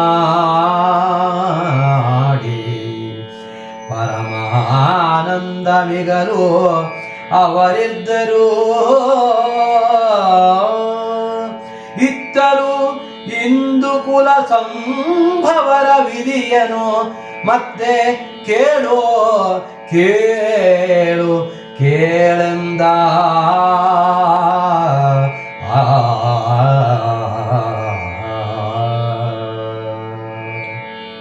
ರಾಯನಿಗೆ ವೈಶಂಪಾಯನ ಕಥೆಯನ್ನು ಹೇಳ್ತಾ ಇದ್ದಾರೆ. ಅವರೆಲ್ಲರೂ ಕೂಡ ಇಲ್ಲ ಪುರಜನಕ್ಕೆಲ್ಲ ತೋರಿಸ್ಕೋಬೇಕಲ್ಲ, ಅದಕ್ಕೋಸ್ಕರ ಬಂದುದ ಸುರ ನದಿಗೆ ಕೌರವ ಬೃಂದ. ಗಂಗಾ ತೀರಕ್ಕೆ ಬಂದಿದ್ದಾರಂತೆ. ಯಾಕೆ? ಶೋಕಿಸಿ ಮಿಂದು ಗಂಗಾ ತೀರದಲ್ಲಿ ಬಳಿಕ ಊರ್ಧ್ವ ದೇಹಿಕವ, ಅಲ್ಲಿ ಸುಟ್ಟು ಬೂದಿಯಾಗಿರೋರಿಗೆಲ್ಲ ತಿಲತರ್ಪಣವನ್ನು ನೀಡಬೇಕಲ್ಲಪ್ಪ, ಶ್ರಾದ್ದಾದಿ ಪಿಂಡ ಪ್ರದಾನ ಕರ್ತವ್ಯಗಳನ್ನು ಮಾಡಬೇಕು ಅಂತ ಹೇಳಿ ಎಲ್ಲ ಬಂದಿದ್ದಾರೆ. ಸಂದ ವಿಧಿಯಲ್ಲಿ ಮಾಡಿ ಪರಮಾನಂದ, ಸಂದ ವಿಧಿ ಶಾಸ್ತ್ರದಲ್ಲಿ ಏನು ಹೇಳಿದೆಯೋ ಆ ರೀತಿ ಔರ್ಧ್ವದೈಹಿಕ ಕ್ರಿಯಾಕರ್ಮಗಳನ್ನೆಲ್ಲ ಮಾಡಿದ್ದಾರೆ. ಕುಂತಿಗೆ ಮತ್ತು ಪಂಚಪಾಂಡವರಿಗೆ ಈ ಧೃತರಾಷ್ಟ್ರಾದಿಗಳು ಪರಮಾನಂದ ಮಿಗಿಲವರಿದ್ದರಿತ್ತರು. ತುಂಬಾ ಸಂತೋಷ ಮನಸ್ಸಿನಲ್ಲಿ. ಹೊರಗಡೆ ಮಾತ್ರ ಅವರು ಆ ರೀತಿ ದುಃಖದಿಂದ ಇದ್ದದ್ದು. ಹೀಗಿದ್ದಂತಹ ಇಂದು ಕುಲ ಸಂಭವರ ವಿಧಿಯನ್ನು ಮತ್ತೆ ಕೇಳೆಂದ. ಇನ್ನು ಮುಂದೆ ಏನಾಯಿತು ಈ ಚಂದ್ರವಂಶದವರ ಕಥೆ ಅಂತ ಹೇಳಿ ಜನಮೇಜಯ ರಾಯನ ವೈಶಂಪಾಯನ ವಾಚಕರು ಹೇಳ್ತಾರೆ. ಇಲ್ಲಿಂದ ಮುಂದೆ ಅವರು ಹಿಡಿಂಬ ವನಕ್ಕೆ ಹೋಗ್ತಾರೆ, ಕಥೆ ಮುಂದುವರಿಯುತ್ತೆ. ಹೀಗೆ ಎಷ್ಟರ ಮಟ್ಟಕ್ಕೆ ನೀಚತ್ವವನ್ನ ಮೆರೀತಾರೆ ಕೌರವರು. ಇಲ್ಲಿಂದ ಮುಂದಕ್ಕೆ ಆ ಶಕುನಿಯ ದುರ್ಬೋಧನೆ ಎಷ್ಟರ ಮಟ್ಟಕ್ಕೆ ಅವರನ್ನ ಕಲುಷಿತಗೊಳಿಸ್ತು ಮನಸ್ಸನ್ನ ಅಂತನ್ನೋದಕ್ಕೆ ಬರೆದಿರುವಂತಹ ಕೆಲವು ಪದ್ಯಗಳನ್ನು ಇವತ್ತು ನಾವು ಇಬ್ಬರು ಕೂಡ ಕಾರ್ಯಕ್ರಮಕ್ಕೆ ತೆಗೆದುಕೊಂಡಿದ್ದು ಆಯಿತು. ಹಾಗೆ ಎರಡನೇದು ಬಹಳ ಆಶ್ಚರ್ಯಕರವಾದಂತಹ ವಿಷಯ ನನಗನಿಸಿದ್ದು, ಆ ಮ್ಲೇಚ್ಛ ಭಾಷೆಯಲ್ಲಿ ಬರೆದಂತಹ ಪದ್ಯಗಳು ಮೂಲದಲ್ಲಿ ಹೇಗಿದೆಯೋ ಕುಮಾರವ್ಯಾಸ ಅವನ್ನೆಲ್ಲವನ್ನೂ ಬಿಟ್ಟಿದ್ದಾನೆ. ಅವನಿಗೆ ಅದರ ಅವಶ್ಯಕತೆ ಇರಲಿಕ್ಕಿಲ್ಲ. ಯಾಕೆಂದ್ರೆ ಅಷ್ಟರ ಮಟ್ಟಕ್ಕೆ ವೇದವ್ಯಾಸರು ಅಲ್ಲಿ ಪ್ರಯೋಗ ಮಾಡಿದ್ದಾರೆ. ಆ ಮ್ಲೇಚ್ಛ ಭಾಷೆಯಿಂದ ಸಂಸ್ಕೃತಕ್ಕೆ ತಂದಿರೋದನ್ನೆಲ್ಲ ವ್ಯಾಖ್ಯಾನಕಾರರು ವಿಸ್ತಾರವಾಗಿ ವಿಮರ್ಶೆ ಮಾಡಿದ್ದಾರೆ. ಅದನ್ನಷ್ಟೇ ಸಂಕೇತದಲ್ಲಿ ಸೂಚಿಸಿ ಅಂತ ಬರೆದಿರೋದ್ರ ಮೂಲಕ ನಮಗೆ ಗೊತ್ತಾಗುತ್ತೆ, ಬರೀ ಸಂಸ್ಕೃತ ಮಾತ್ರ ಅಲ್ಲ, ಅಲ್ಲಿ ಮ್ಲೇಚ್ಛ ಭಾಷೆಯೂ ಕೂಡ ಪ್ರಯೋಗವಿತ್ತು ಆಗಿನ ಕಾಲದಲ್ಲಿ ಅಂತ ಹೇಳಿ ನಮ್ಗೆ ಗೊತ್ತಾಗುತ್ತೆ. ಹೀಗೆ ಈ ಒಂದು ಕಾವ್ಯಭಾಗ ಇಲ್ಲಿಗೆ ನಾವು ಸಂಪನ್ನಗೊಳಿಸ್ತಾ ಇದ್ದೀವಿ. ಮಂಗಳವನ್ನು ಕೇಳುವ ಮೂಲಕ ಇವತ್ತಿನ ಕಾರ್ಯಕ್ರಮಕ್ಕೆ ಮಂಗಳವನ್ನು ಹಾಡೋಣ. ನಮಸ್ಕಾರ. ವೇದ ಪಾರಾಯಣದ ಫಲ, ಗಂಗಾದಿ ತೀರ್ಥ ಸ್ನಾನ ಫಲ, ಕೃಚ್ಛ್ರಾದಿ ತಪಸ್ಸಿನ ಫಲವು, ಜ್ಯೋತಿಷ್ಠೋಮಯಾಗ ಫಲ,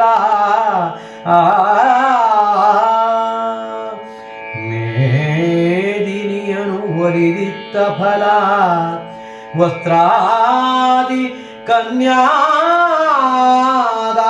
ಫಲಬಹುದು, ಆದರಿಸಿ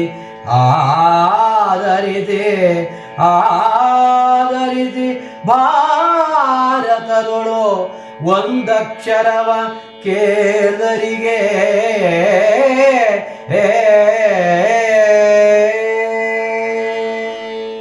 ವೇದ ಪುರುಷನ ಸುತನ ಸಹೋದರನ ಹೆಮ್ಮಗನ ತಳೋದರಿಯ ಮಾತುಳನ ರೂಪನನು ಅತುಳ ಭುಜಬಲದಿ ಕಾದಿಗೆಲಿದನನ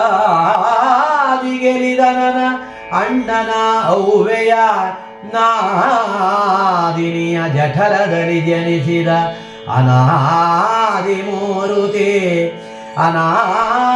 ಮೂರುತಿ ಸಲಹೋ ಗದುಗಿನ ವೀರನಾರಾಯಣ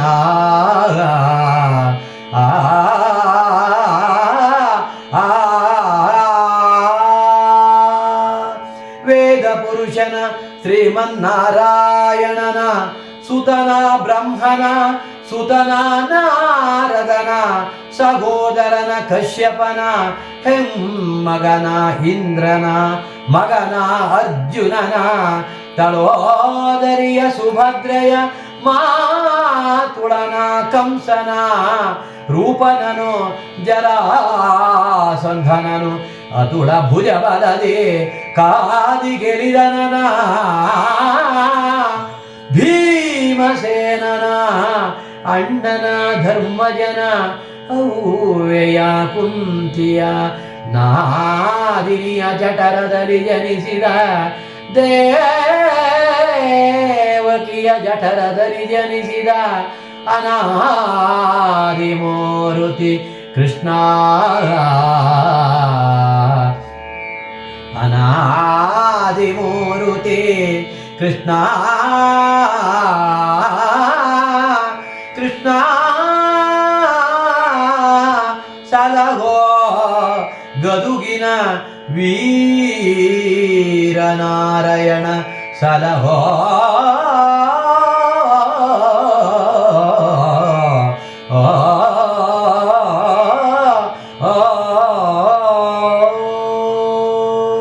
ಸರ್ವೇ ಜನಾಃ ಸುಖಿನೋ ಭವಂತು ಸಮಸ್ತ ಸನ್ಮಂಗಲಾನಿ ಭವಂತು ಓಂ ಶಾಂತಿ ಶಾಂತಿ ಶಾಂತಿ ಹರಿ ಓಂ ಧನ್ಯವಾದ.